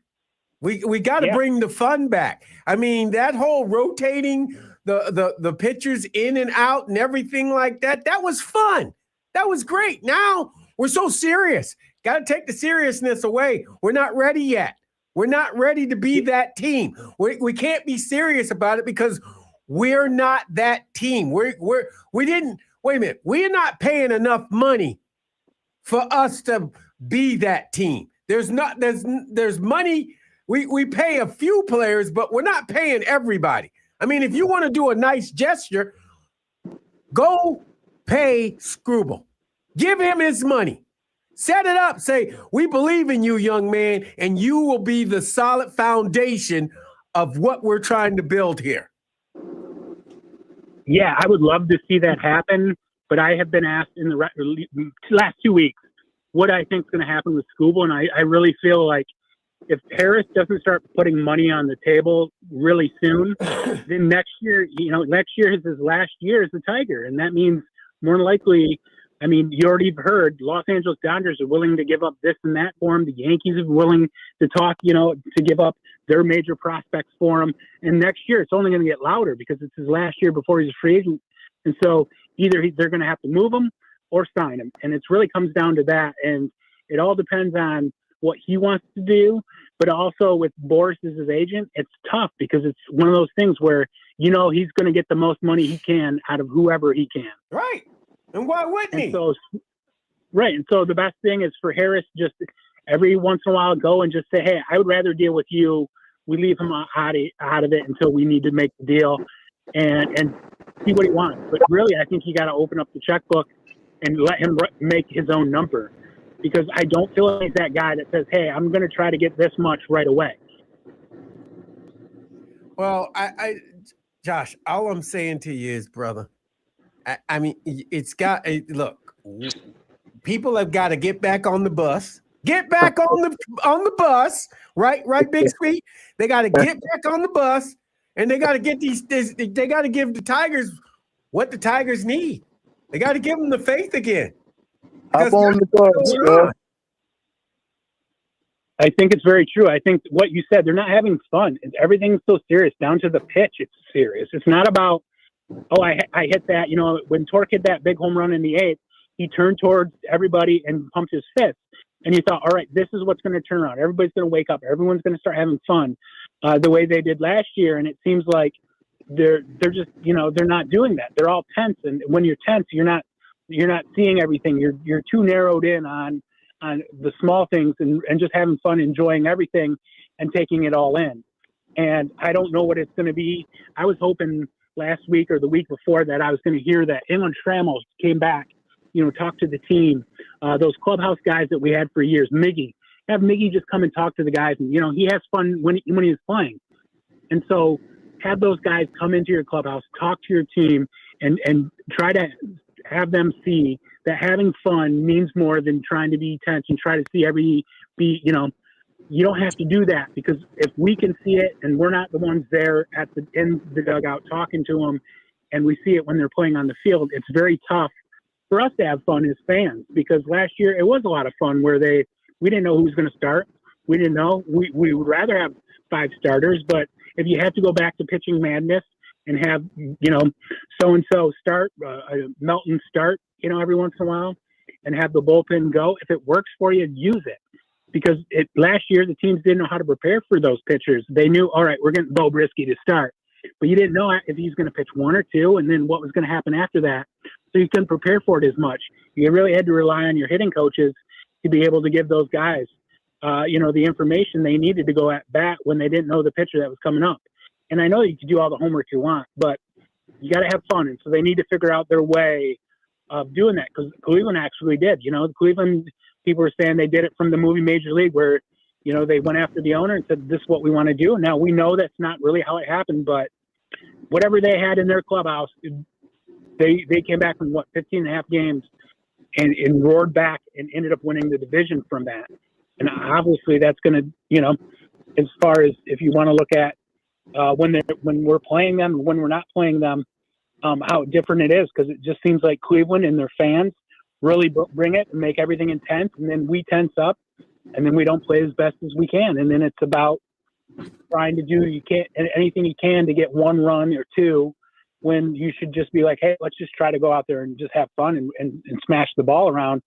And if we hit it far, and if we don't, we don't. But let's still have fun playing the game.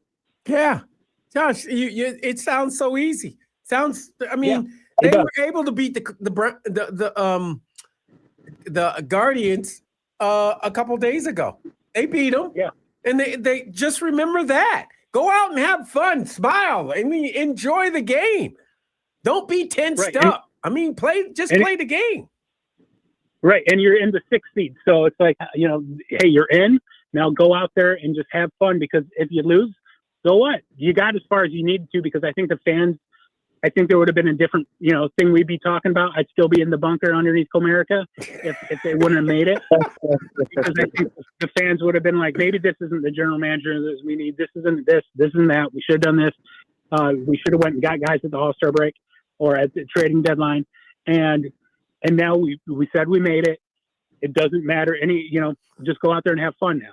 Because really, if you lose, there's more of Detroit, I think, counting on them to lose to Cleveland and just be done with it. No, you're right. right. There is saying, all right, we're going to keep going on like there was last year. Let me do it. Let me do a little a test right now. Big Sweet, victory. You expecting a victory over Cleveland this week, or no?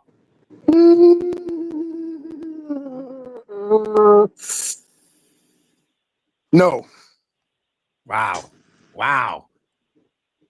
Yeah, that about does it, Josh. Because Miz and Big Sweet were doing the same thing last week. I mean, they've already written the Tigers off, and you can't do that. It was a great season.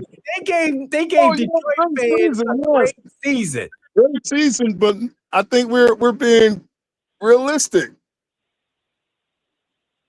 This is not the I time. don't know. That's not realistic. This is a team this is still a young team, a young club that you really don't know these players. You really don't know these players. They're still young. True. Okay, this is the question I asked following up that question. Who's the best American League pitcher in baseball? And if you say Skubal, then you know the Tigers have a chance to win the first game tomorrow. Because when people answer that question, well, I don't know, or I don't care, or they give you a different name, but you hear that. Let me listen again. Was your question whether they're going to win tomorrow or they're going to win the series?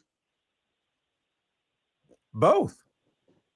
Because they got if you got Skubal, you get one game. You got one game. You're right ahead of them right now. You only need to get one more, right?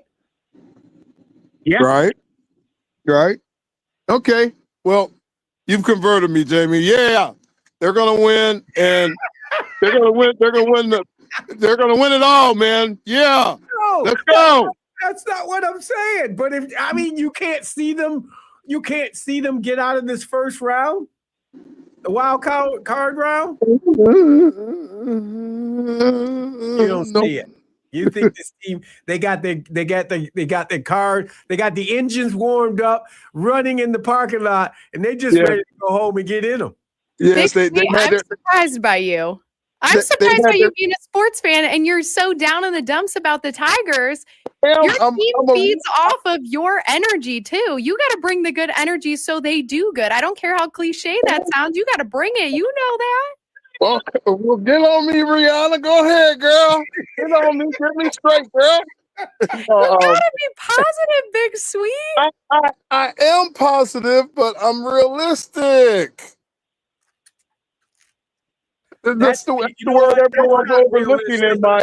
A sports fan is not realistic. No, you're not. You believe in your team. They feed off of you, Big Sweet. You know that. They feed off of your energy. If all your fans are saying you ain't gonna do it, well, then maybe they're not gonna go out and do it. You gotta give them the good energy. They're gonna feed off of that and bring it, Big Sweet. Come on, they're listening to you right now. Go Tigers, go! Go Tigers, go! That's what I'm talking about. He ain't got no heart. All right. He ain't got no heart. That's not hard. That's Rihanna. No, hey, I'm gonna go old school on you. Bless you, boys. You remember that? Yes. Yes, I do. 1984. Yes, sir. Bless you, boys. Okay, there I go. You got it. Let's go. Bless you, boys. Wow. That's a little better, Big Sweet. We're gonna work on that. Okay. All right. Okay. I will work on it. Big Sweet is sitting there going, "You idiots! I can't believe you guys are cheering for those Tigers. Go back in your bunker. Do what you do. Don't pay attention to the Tigers. The rest of this week. The Tigers are on for Monday. No, for Tuesday, Wednesday, and Thursday. They need it. See, now you're gonna have everybody in the D.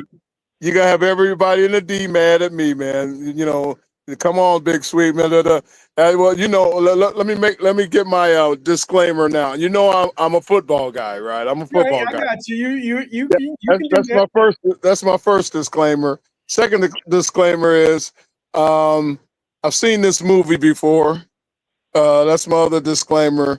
But go Tigers, bless you, boys. So you really don't believe in they could get this? Bless you, boys. Yes, bless you, boys. Where's my partner, Miz? Miz, I gotta see what Miz thinks when he comes back. Rihanna's got me right now, so maybe we can get Miz right. Let's go, Tigers. Bless you, boys. I'm gonna convert Miz yet. Okay, he's gonna be coming in screaming, "Go Tigers, go!" too.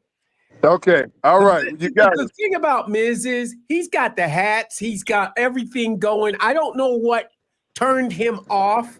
Maybe it is the losses. Maybe was it the losses, Jay-Z? Yeah, I think so for Miz, because I talked to him, and he was. I think the losses just you start adding up, and you're just like, all right, well, there's other things to focus on, especially if you're Miz. You're Mr. W4 right now. Right. You got this big concert going on. You got all this, and so I think he looked at other things positively. Plus the Lions. I don't know how his fantasy team's doing, but it's probably not that good. Well, Jamie, I'm gonna go back to what I said last week. Okay, we got what was it, a 15-game lead? Yeah, we had a 15.5 game lead. Okay, now it's dropped to 12. Okay, now it's dropped to 10. Okay, it seemed like one of the alarms should start going off around then, and then we dropped to 7, and then still no alarms, no private meetings, no public cursing out or nothing. Now we dropped to 3, and I don't see the care or the I don't see the. If you're the veterans on the team and the coach and all that, you don't let that kind of slide happen. You try to get a grip on it somewhere along. Who are the leaders of the Tigers? Can you name those? Can you name those for me? Who are the leaders of the Tigers? I don't even know. I mean, because they don't. Maybe that's the answer to your question. That might be why I'm so realistic. We don't even know who the leaders are. I'm just saying. Jay-Z, who's the leaders? Well, Scooble's, I think, the leader because he's the guy that when you watch him pitch, he gets very, very angry, and it's like it's just 3-2 pitch. Like just he strikes him out. You see, he gets upset on how he does, and because of that, I think the team really wears on that. So I say Scooble first. Jack Faraday's got to be up there, and then I think this year Torque has really helped. Carpenter and Riley Green as well, but Riley's probably the last of them all. He's a little quieter than most guys. Let me bring up this point, Jamie. Mm-hmm. I don't know if this is the case. I don't know if baseball is like football, but we might have a Jerry Jones type scenario on our hands when you're saying we should take care of Scooble, and they didn't take care of Scooble. That might have affected the team mentally. Like, dang, our top guy can't even get a handle. Am I making sense? That makes sense. I mean, Jay-Z, can you count? I mean, maybe are they not ready to make a play for Scooble? Give him some money. I mean, keep him. I think it really comes down to Harris wants to keep progressing his players. That's his method of it is just trust the process, pretty much trust the minor leaguers and stuff. But I've never seen him sign a free agent that actually did anything to help the team. It's his downfall. He's never signed anybody free agent wise. He's got some guys on waivers, some guys that he signed smaller, but anybody big name guys, it's never panned out for the Tigers. Mineta was one of them. There's very few guys that he signed above $10 million and actually worked out. Flaherty this year, but I'm not going to say it didn't work out because we don't know. We haven't seen the end of the season, but I think it would, he's got to be right because you're worried about next year because of, you already know, like I said, all these teams are going to start calling you right away. Winter meetings come up in December. People are going to be asking, what do you want for Scooble? And maybe that's what's happening is like, when are you going to say you want me? Because I've shown that I want to be here and how good I am. What are you waiting for? And so because of that, maybe it is throwing off the team somewhat because there has not been anything that I've seen or heard that there's been any contract that's even been shown to him. I just know that Boris wants a lot of money for him and everyone all around here says, pay the guy. But he's still sitting there being paid $10.1 million, and he's got one more year before he's totally able to go wherever he wants. Maybe that's the intangible, or maybe that's the dark cloud that's kind of got them hanging over their heads. Because hey, if our top guy can't get money, I relate everything to football because that's what I know. That the Jerry Jones scenario. Okay, man. You're not gonna pay your top guys. Well, what does that bode for me? So that might be remember Jamie, all along last week I kept saying there's something stinks, something foul, Right. something else. That might be it. That might be it. You might be very onto something. I'm not in the clubhouse to tell you, but I mean, the way they dropped 15 games, I don't think you say, hey, let's go ahead and just go ahead and say we're probably going to be in the playoffs because we'll win one of these games.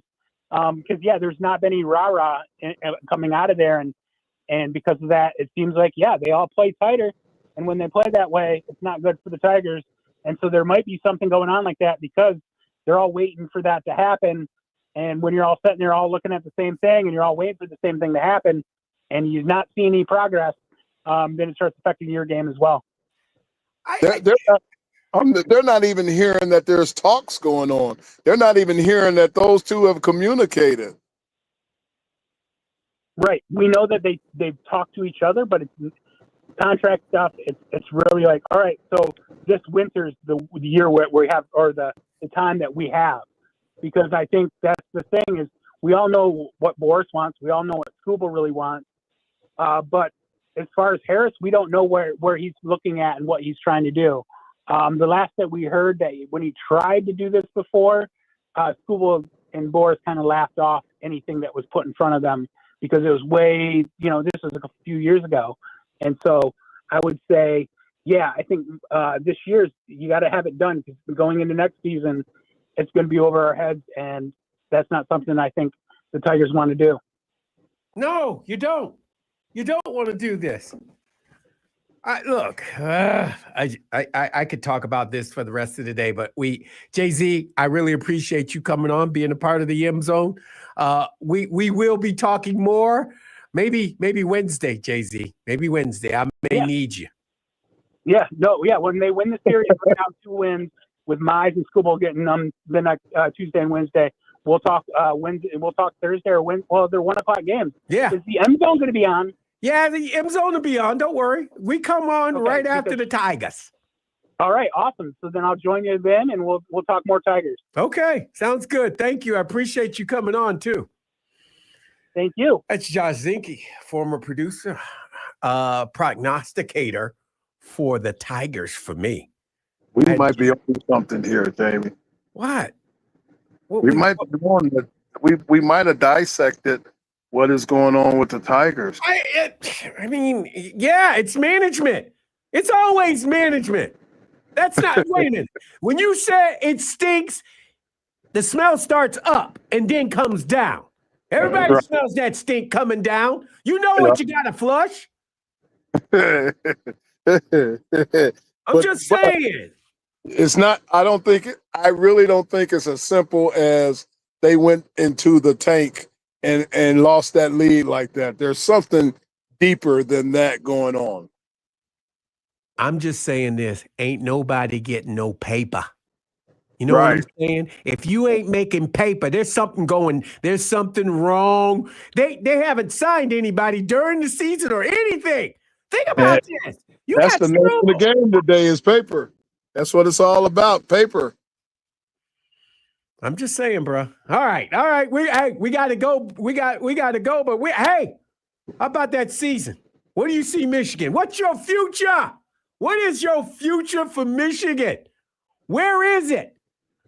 Do you see an 11-1? Do you see a 10-2? Are you 9-3? Where's your head at now? Where is your head with Michigan? And oh, by the way, question number 2, did they get it right? Did the AP get it right? 1, Ohio State. 2, Oregon. Hell no, they didn't get it right. 1, Oregon. 2, Ohio State. That's mine. I'll save it for after the break. Okay. You're listening to the M Zone on the Big 1050.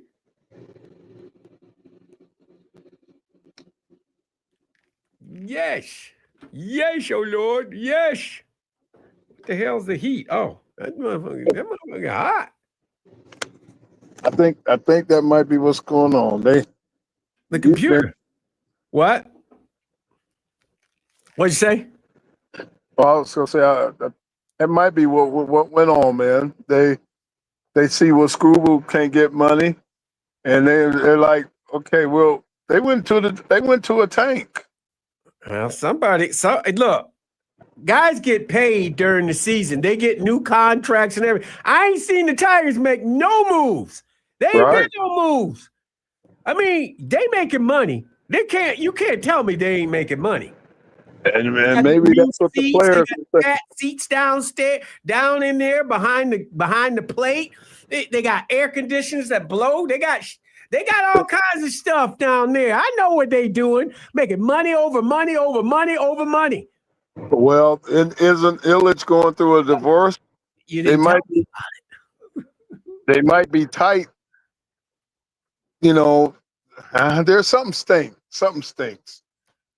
It smells. I'm gonna tell you what, it smells like it smells. I'm gonna tell you that right now. And it's rotten. I'm just saying, bruh. I'm just saying. Hey, what we got? That's not that. What you got, Gene? What you got? Do you have it? I know I had it. I did have it, but I ain't got it. But where is it at? Gary Geyer. No,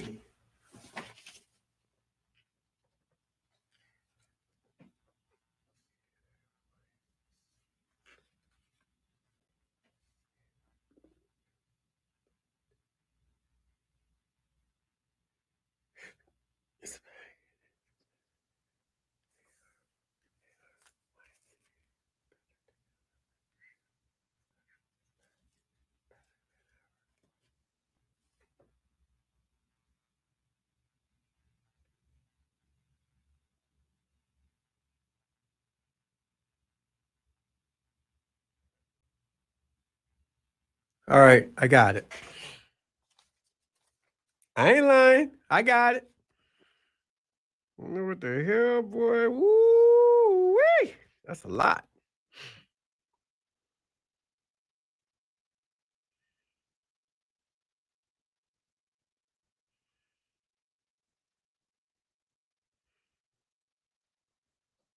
That's fine. That's fine, dear. I got you.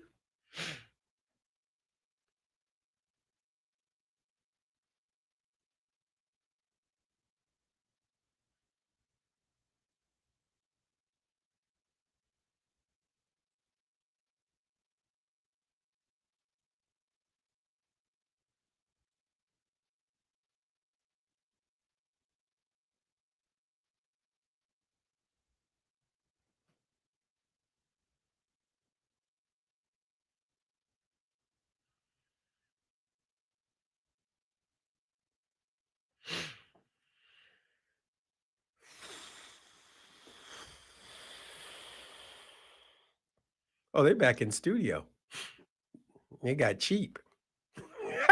No, it's 2 games tonight. I hate the double games. I do. I hate those double games.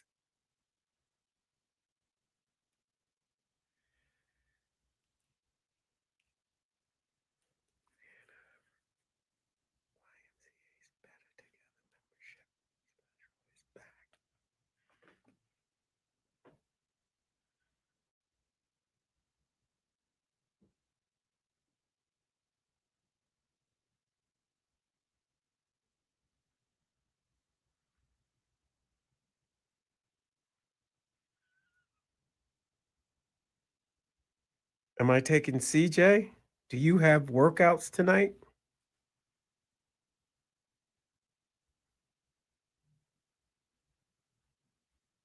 Thanks, James Franklin.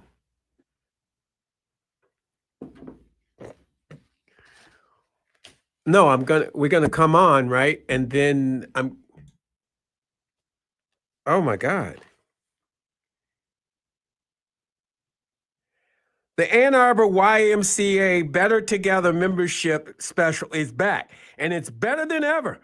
From October 6th to October 17th, join with a friend, and you'll both save 20% on your monthly membership dues. That's right, 20% every month as long as you're both remain members. Whether you're working towards fitness goals, looking for family friendly activities, or just want to be a part of a welcoming community, the has something for everyone. Year-round indoor swimming, free 2-hour child watch, youth and adult sports, a full wellness center, fitness classes, seasonal programs, and nutritional counseling, member discount on camps, personal training, and more. You don't need to be referred. Just join with a friend online or in person at 400 West Washington Street. Financial assistance is available. Visit the YMCA.org/membership to learn more. The YMCA, for us, it's better. YMCA. Yeah, that's the other song. That's when they pat you on the butt. Come on, honey.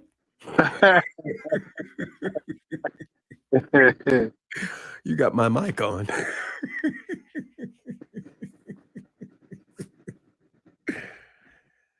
Oh my God.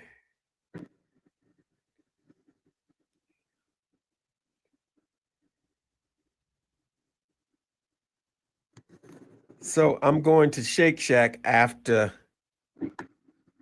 Oh, Shake Shack. Radio Shack. The radio. Is there 5 Guys in Ann Arbor? What'd you say? Is there 5 Guys in Ann Arbor? Yeah. It's over by Maya. I like 5 Guys. We used to have my 5 Guys on campus, but they got that bad beef one time, and you could smell it. Wow. You know, I gotta, next time I'm out that way, I gotta just stroll through campus, man. You should.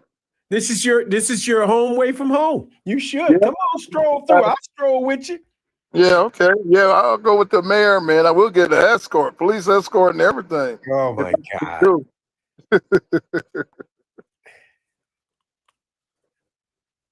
This is the M Zone. And welcome back to the M Zone. Jamie Morris. Rihanna on the other side of the glass. And you know him. He's the Big Sweet. He does it in every way he can. I'm gonna tell you what. I wish I played with this man. I could hide behind him real good, get all tucked in, and then pop out when it was time. Yes, sir. Yes, sir. 734-998-1050. 734-998-1050. Give us a call. Do you believe in the Tigers? Are the Tigers gonna make it? Who is number 1 team in the country? They're trying to give it to Ohio State. They're trying to push it to Ohio State. Dude, what are you thinking, that Ohio State, or are you thinking Oregon? Who are you thinking? Who's got that number one tag? I don't care about the rest of them. You can tell me your top 5. I'll tell you no. You know I will. That's just the way I am. That being said, I'm just funning with you. I'm funning. I'm having some fun. That's all. That being said, I'm gonna tell you. I already told you. I think the Tigers is gonna get these 2 games. You got these 2 pitchers, man. You got the 2 pitchers. Yeah. Yeah. You got Screwball and you got Mintz coming in. I mean, you got 2 pitchers, right? They're 2 top pitchers. And at least they shoot their shot with the 2. Right, that's what I was saying. That's what I was going to say. They're shooting the shot, and the timing's right to put the right pitcher, the best pitchers out there. Let's go for it. And I ain't trying to hear Ohio State's number 1 in the country. I ain't trying to hear that. Well, you're going to hear it from me. They're number 1 because they're number 1 because they are the champs and no one's beaten them yet. So as long as they're not beaten by anybody, they are the champs.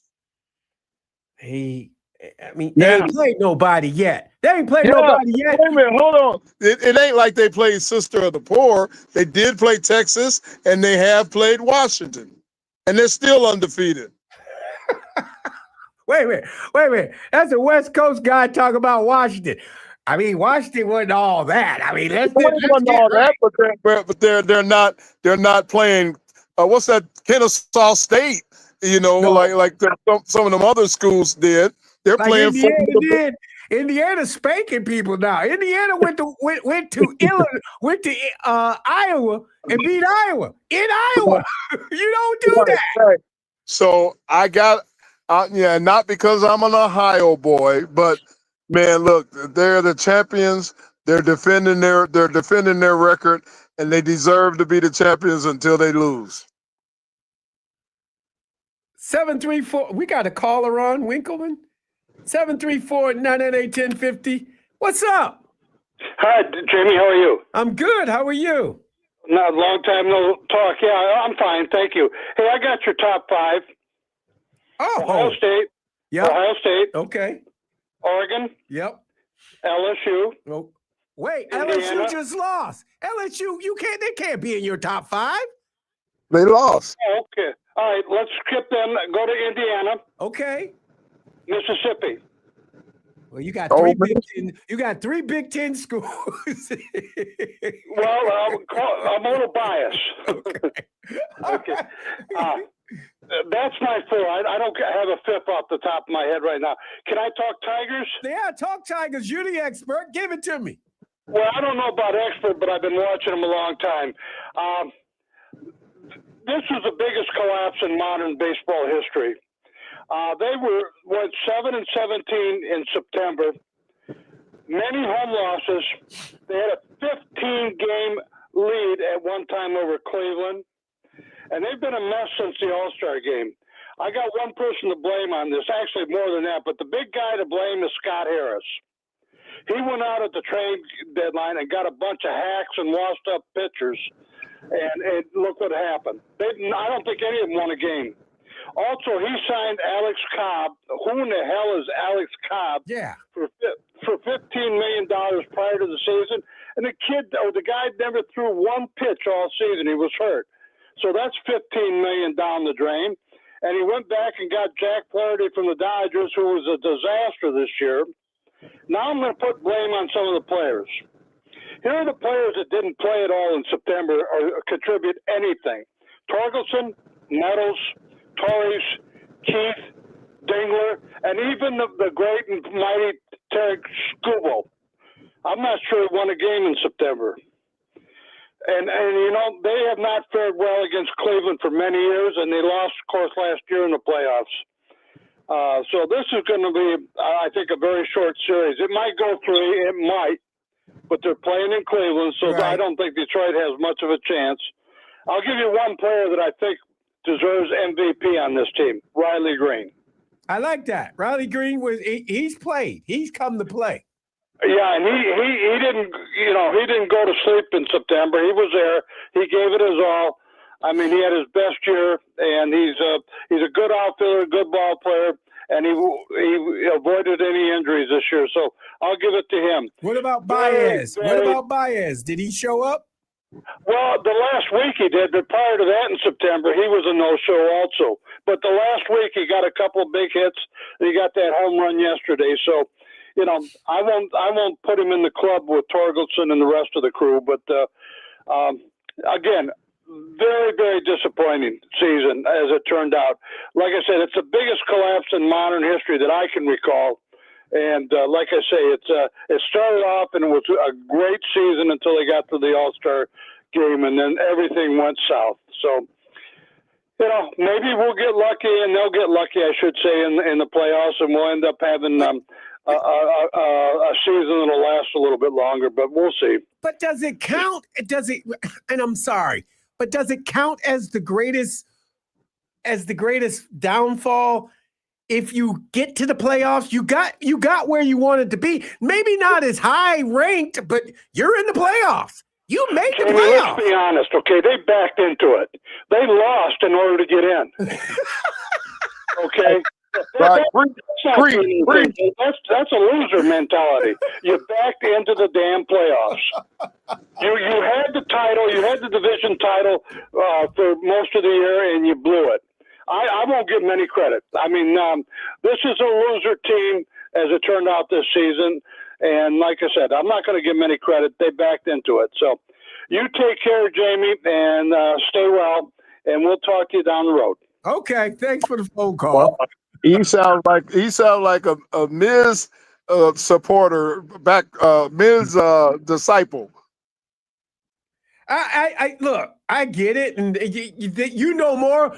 I'm going to say this to everybody: you know more about the Tigers than I ever will be. I get it. I look, I get it, but I've seen this fanfare. It was a love affair from last year making the playoffs till all year this year, and now it's like you've all like bailed. You put your parachute on just to land softly. I mean, where is it? It's he said it best. They backed into it, Jamie. They're not going in with momentum, and they're not going in with sticking their chest out or nothing like. They backed into it when they had a 15-game lead. I get that, but what I'm saying to you is that look, this is your team. This is your town. Right. Whether win, lose, or draw, it's your team. You can't disclaim them now. You can't say what? You can't. You can't. You That's can't. old, Jamie. That's Can't old. say, I don't want this. I don't want this anymore. I quit. No, I'm getting off the bus right now. Let it crash into the wall now. No. Your ass is still on the bus. Excuse my language, but you're on the bus. It don't matter if you don't watch. I don't care if you don't watch. I don't care if you watch. I don't care what you do. It's your team. You're still repping. Do you stay on the bus or do you jump out a window before it hits the wall? Maybe it won't hit the wall, Big Sweet. Perhaps the players said, you know what? Whether you're with us or not, to hell with you. Can I chime in on this, Jamie? Go ahead. I was going to say, like you said, win, lose, or draw, whether you're on the bus getting all that, you are still with them, though. Doesn't matter. They lose, you're still part of that team. Right. But how are they going to go down? This is not going to be a team that is relished. They got to win the World Series for this team to be relished. If they win this wild card, the next series, if they don't win that one, guess what? This still was the worst year of the Detroit Tigers. I won't say that, man. I won't say that. If they win this first series and advance, they would have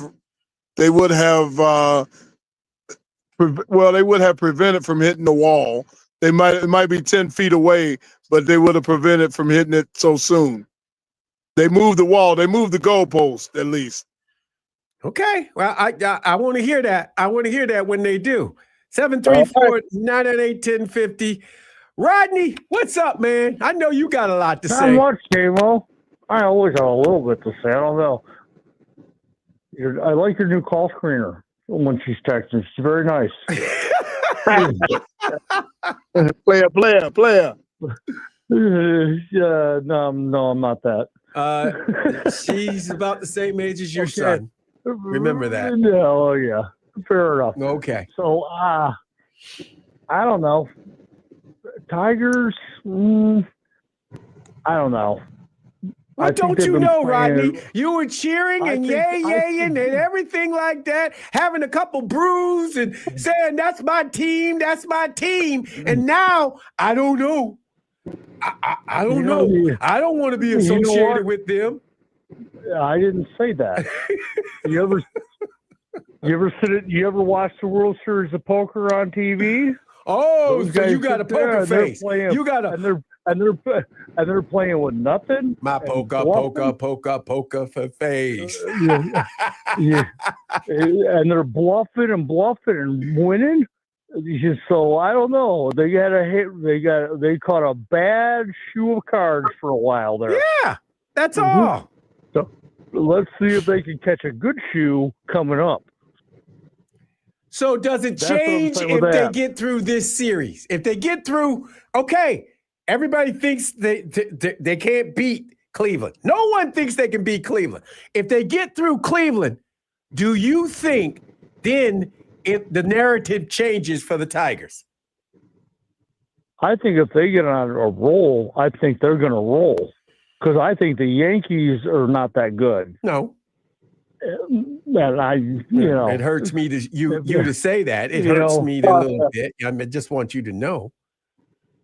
I mean, and if the big dumper actually takes a dump, that Mariners team's absolutely horrible. I didn't know that. Yeah. So, best thing I saw this whole weekend, I mean, I watched a lot of college football. Friday night was awesome. The FSU game?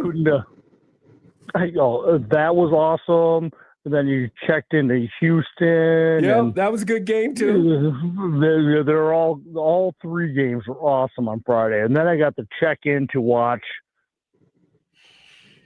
Alabama and Georgia. For whatever reason, my cable company has a problem. You was thinking of me, weren't you? Yeah, baby. You know I had the big whatever happens on Saturday, anytime, because I like to flip around on the network. Right. My TV decided to not work again. It's happened a couple Saturdays in a row. And I'm like, come on, I want to watch this game or that game. So I'm streaming it off my wife's phone. That's even better. So I'm watching. Well, that's the only access I have, but I can't change the station because I don't know how to work her phone. I'm not a very, very good technology guy. So I'm literally locked into Alabama and Georgia, which was not a horrible game. The best part I saw was that 6'7", 300. I have no idea how big that dude was. 360 offensive lineman catching a screen pass. I can only imagine what a DB was like when you see that thing coming at you. He called it the thing. I saw that.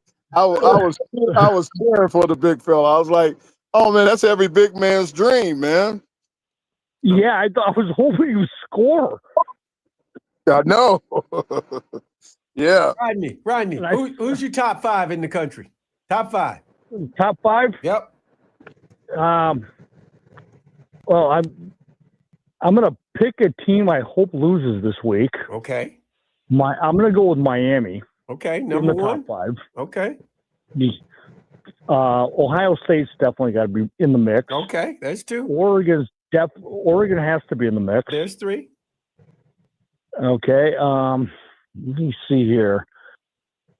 I want to say, and this is pushing it a little bit.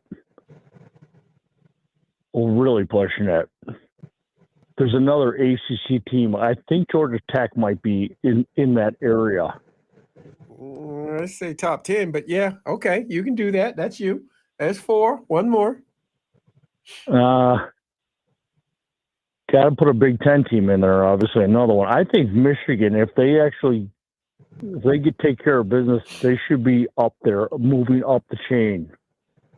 I will put Michigan in the top five. Wow! Right now. Wow! Okay, and that's going over. That's going over my squad. You got go nines, man.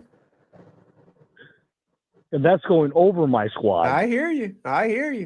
Well, your squad is hurting, dog. They just need a little love. Everybody said, your boy's going off the rails. I mean, you guys, we're talking about Clemson. Y'all know that, right? I'm sorry. I mean, yeah, but hear me out, J-Mo. I'm going to play this out. Okay, go ahead, bro. Conspiracy theory. Yep, you play it. Dabo's your second tier team alumni guy, and Bama coach outside of the win last weekend. So you think that everybody somebody spun that to me the other day. You think he's losing on purpose so he can get the Bama? I didn't say he's losing on purpose. I just think the Alabama coach is not one of them, and they're going to drag in one of their own if they can get him. See, why didn't they drag in one of theirs when they had the chance? Because all you got is an athletic director. Nick Saban could have announced who his replacement would have been. I'm just saying. Yeah. But he did not do that. With you on this. He did not do that. I'm just saying, Nick Saban could have picked who his replacement would have been, but he didn't. But he wouldn't do that because he don't want nobody to ever pass him. Nobody surpasses me. I'm just saying. Damo, look where he started off as. He was a Michigan State coach. Those guys are not. That's all I have to say. Wow. And he said, wait a minute, he hurt my feelings by saying, I love Michigan State. I love being up there. I was like, I'm done with you, Nick Saban. I'm done with you. I'm still trying to corrupt. My one kid's still a Sparty fan for some reason. I haven't figured out how to break him yet. You know, my daughter turned into a Spartan fan for a while because they were winning. They was whooping our butts. Remember that? And I remember that. And then my son has said, "Go Blue, Daddy." I remember when the punt that went wherever. Yeah, whatever. Yeah, I almost the kid that returned it. I'm not bragging about this, but the kid that returned it, he got hurt and he didn't play football ever again. I think it was the block punt one when they lost. And the Sparties won. Right, that's what I'm saying. He's the kid that he broke his leg or something. I lit fire in my house, in the fireplace, and I must have forgot to turn the flue on. The whole house was full of smoke. And the whole game during that whole game, you tried to kill your whole family. It looked like Halloween. You tried to kill your whole family because Michigan State lost. Because Michigan lost. I can't believe you, man. Open the flute, dog. Open the flute. Damn. Let's get back to Indiana for about 5 seconds. You got it. Go ahead. What was that last play? I don't know, but it worked. Well, you snap the ball over the guy's head, and the guy runs a 4.3 40 to the end zone. Dude, it worked. I understand. You better check some of them. Check that centers. You better check that centers. That guy. Exactly. You better check that center. He probably got paid. He must be checking his NIL bank account. It wasn't good enough or something. Something. I'm just saying. There's some shady stuff with that play for sure. It was shady, brother. It was shady. Fall down, dude. Rodney, I gotta go. I gotta go to a break because I may have to. a Philly for me, man. My girl may make me read another live read. I'll talk to you later. Yeah, I gotta go get cleaned up a little bit. Did some work today. Oh well, naturally. Have a good day. All right, boys. Talk to you. We'll talk to you. All right. So here's what we're gonna do. We're gonna shut this puppy down. No, we're not shutting it down. We're gonna go to a break. When we come back, Hadley, you're up, and then Philly E, you're on deck. You're listening to the M Zone on the Big 1050. AJ Brown is pissed. Why is he pissed?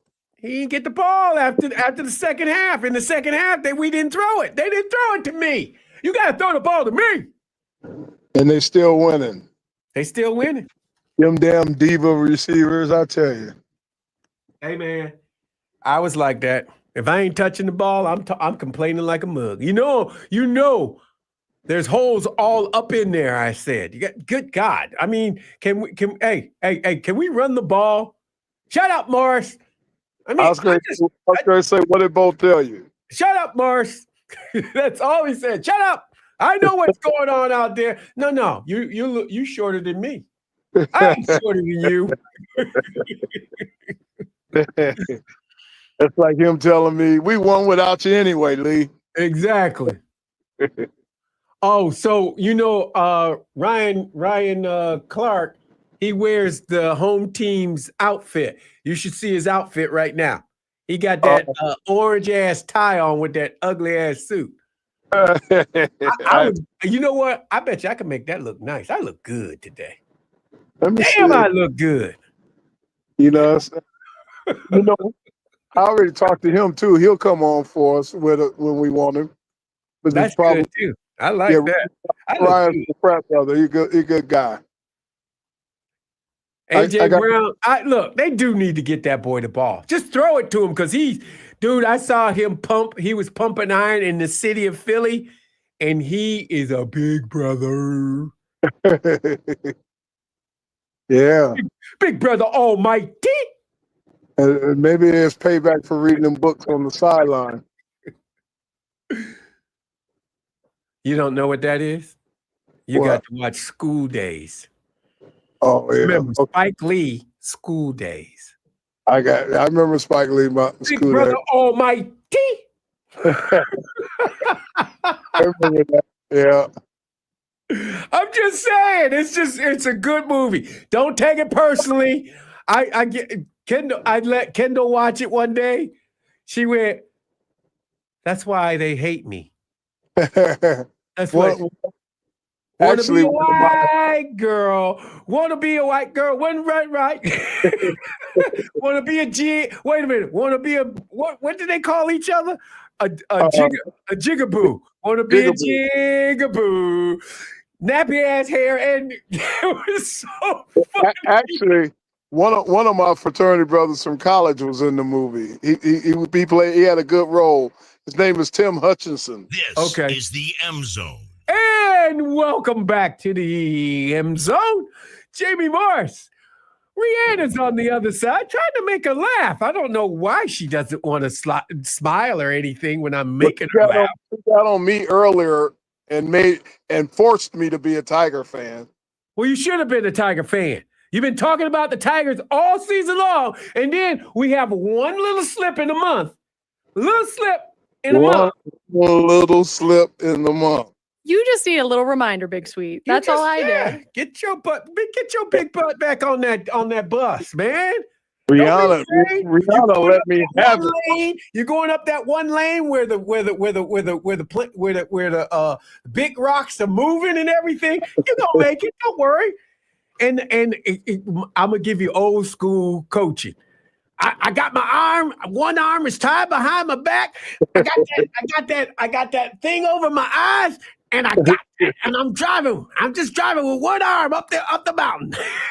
Rihanna said, "Where's your allegiance, Big Sweet? Get it together, big dude. Let me have it." Oh my God! 734-998-1050. Hadley, what's up? Hey Jamie, what time did you come on today? 10 after, 12 after.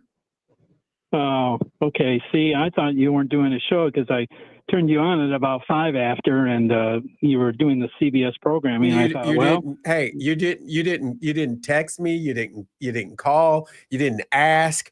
See, that's what you do. You're a busy man. Ain't nobody busy. Ain't nobody. Hey, I answer my text messages, contrary to other people. He got to give me one of them voicemails all the time. Hey Jamie, it's Hadley. I just wanted you to know. Yeah, well, like I said, I turned on about 5 after. You're not there, and I thought, okay, he's not on today. So what I do is I go ahead and I text Philly, and I said, Philly, he's not on today, and I don't know why. And then I just said, all right, sorry for your Vikings, but now I know he's a hip behind me, so I guess he knew. Well, Philly's a late comer, but we like his timing. Well, he doesn't get home till like 4-ish or whatever, so that's when he turns you on. So you were on then, so he assumed you were doing a show. I just thought you were off today for some reason. Let me see. Nobody's chatting. Okay, Hadley, give me your top 5. in the country, it's Ohio State, Uh-huh.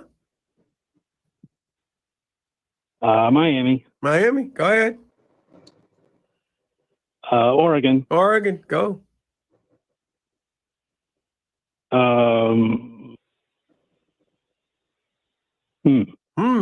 Well, I would give you something to Florida State, but no, that ain't happening. No, that's not And, happening. That's not happening. Well, I haven't looked at the AP top 10, so You need some help, Hadley. You need a little help, bro. give me some help. I'll give me you a a little little help, bro. I'll give you some. Wanna be it? No, I can't sing that song. You could do Texas A&M. You can do Oklahoma. You could do Ole Miss. Did you say Miami? Yeah, you did. Yep. So right now you got Ohio State, Oregon, and Miami. Well, is the Oklahoma quarterback? He's still hurt, isn't Yeah, he? Mateer is still hurt. Yeah, no. You can I'm say not- I'm not Indiana. gonna put You them- can say Indiana. They're undefeated. God, you almost could. You almost Oh, could. Ole Miss is undefeated. How many teams in the Big Ten are still undefeated?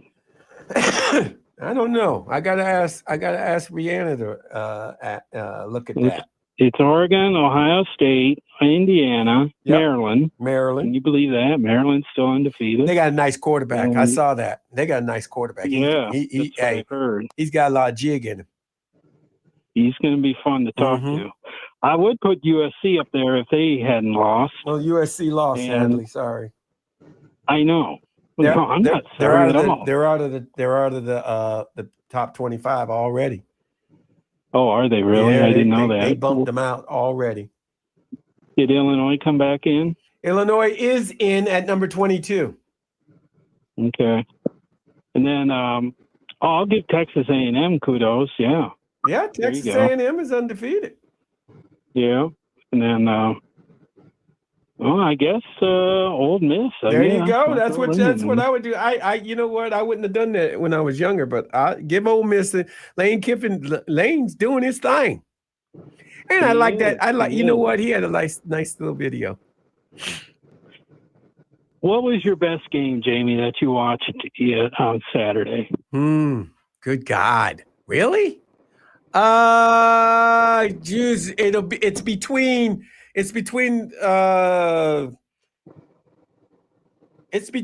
the Penn State game and the Alabama game. Alabama Georgia was a good game. Was a good game. Good game.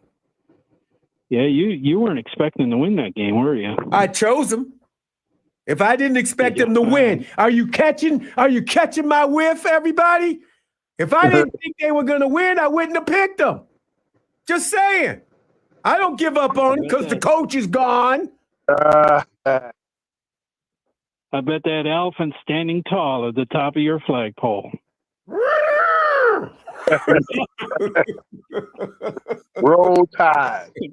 Everybody was sending me RDT.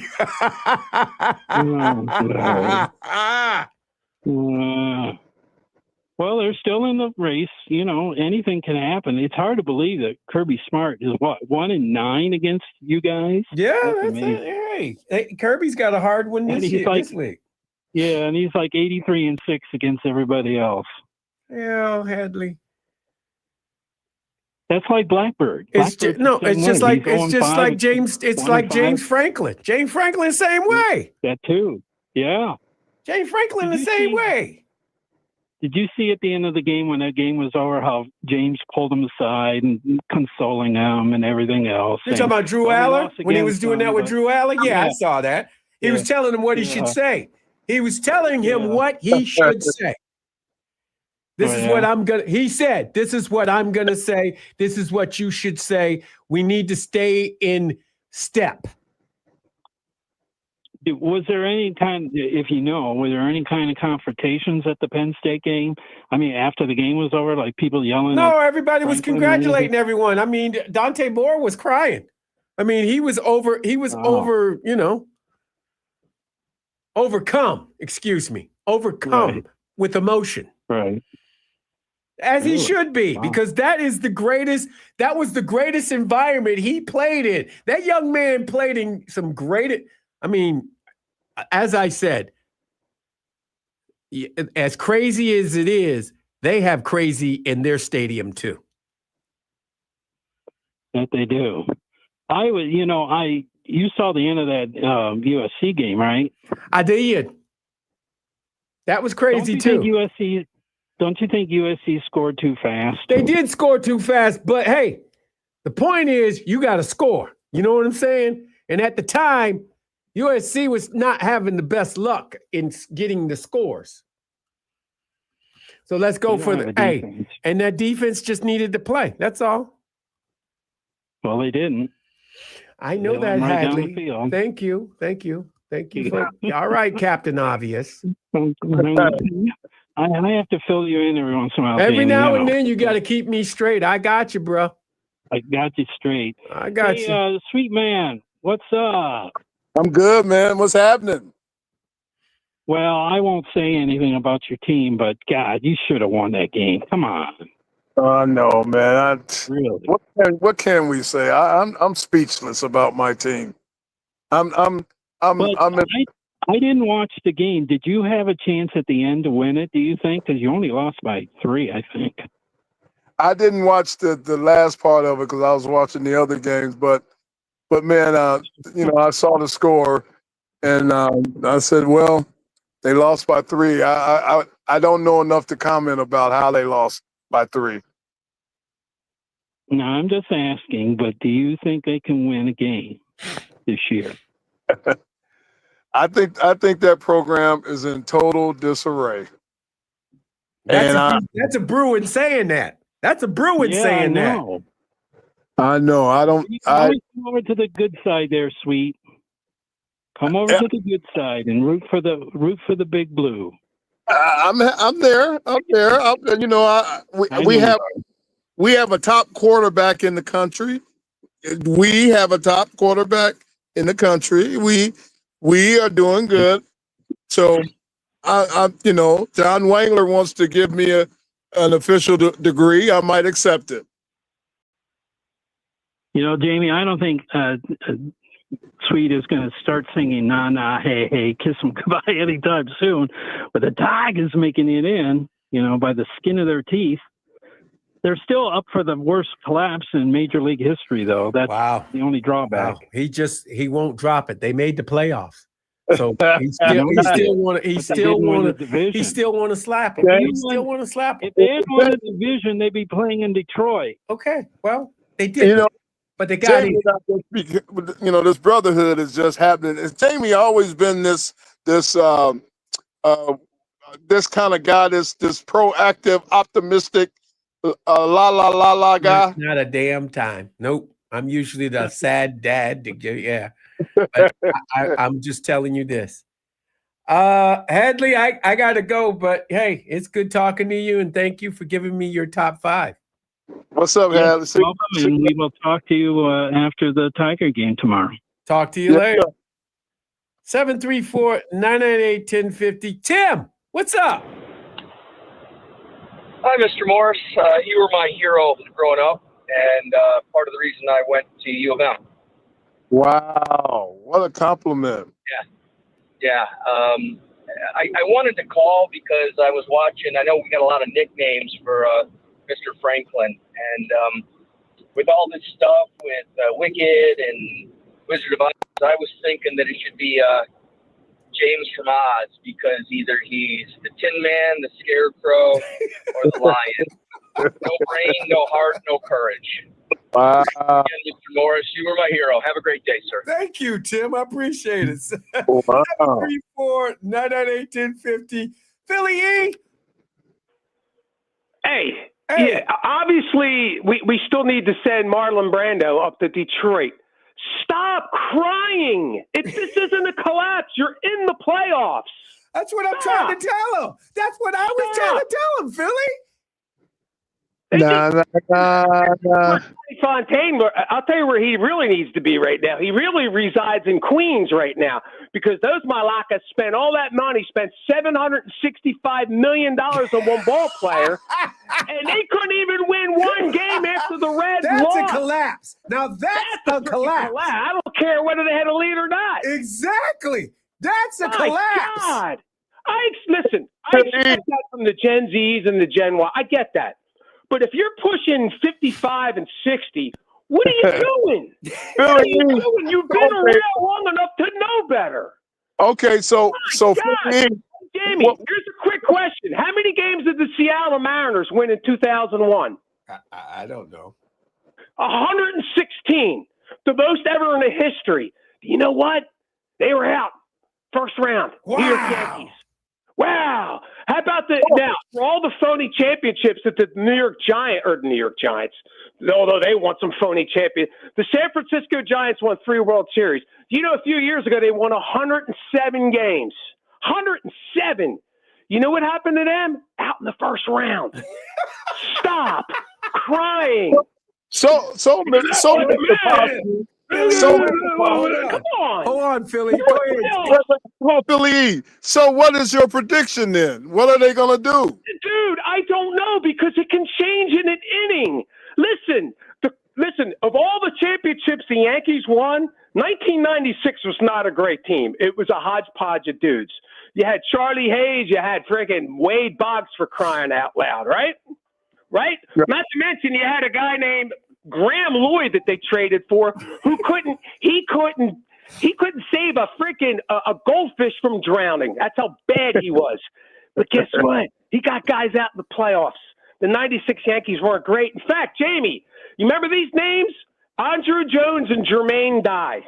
They went to New York and they absolutely destroyed the Yankees in the first 2 games. Yankees had to go to Atlanta, down 6-0 game 4. Yep. If the series is over. Oh, here's a grand slam by Jim Leyritz.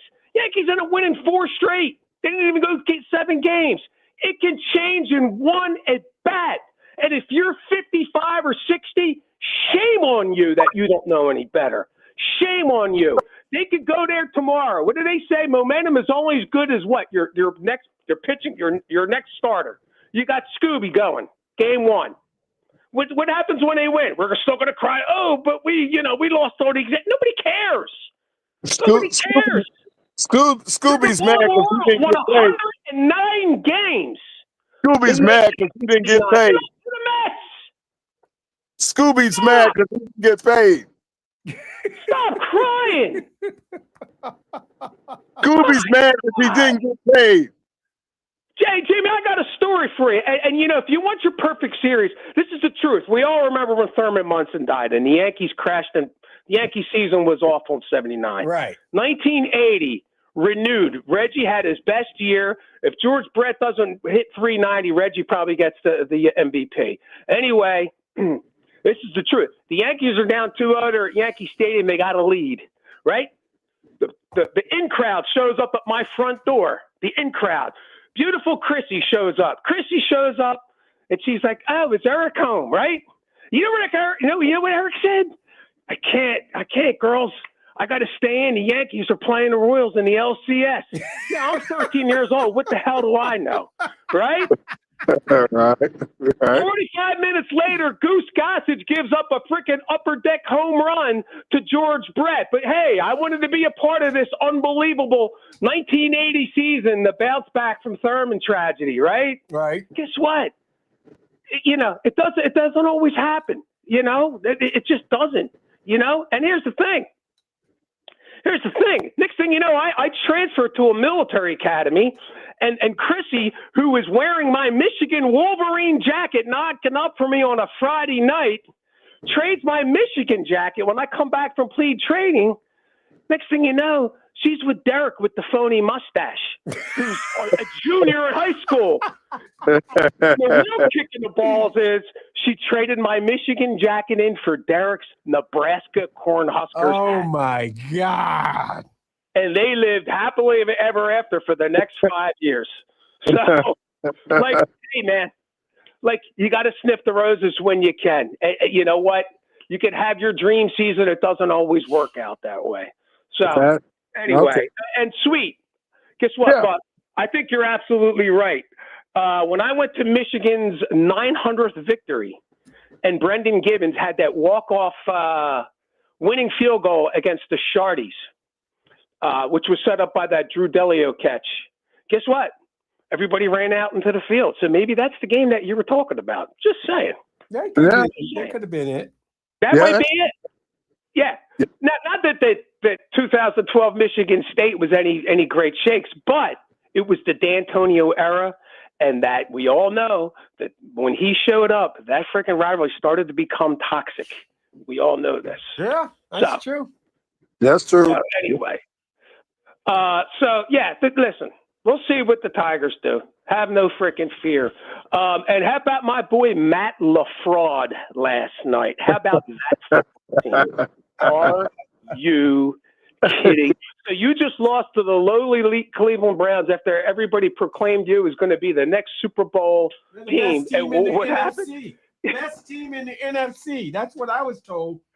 Where's CeeDee Lamb? Oh, CeeDee Lamb didn't play last night. I forgot. All right. Dude, that may have been a tie, but, dude, that's a loss for That's Green a Bay. loss Who for are them, kidding? yeah. Oh, that's an L all day. So Matt LaFraud is exactly what I said. He's Matt LaFraud until he freaking wins something. And speaking of guys that I definitely had, I was holding the fire to the feet.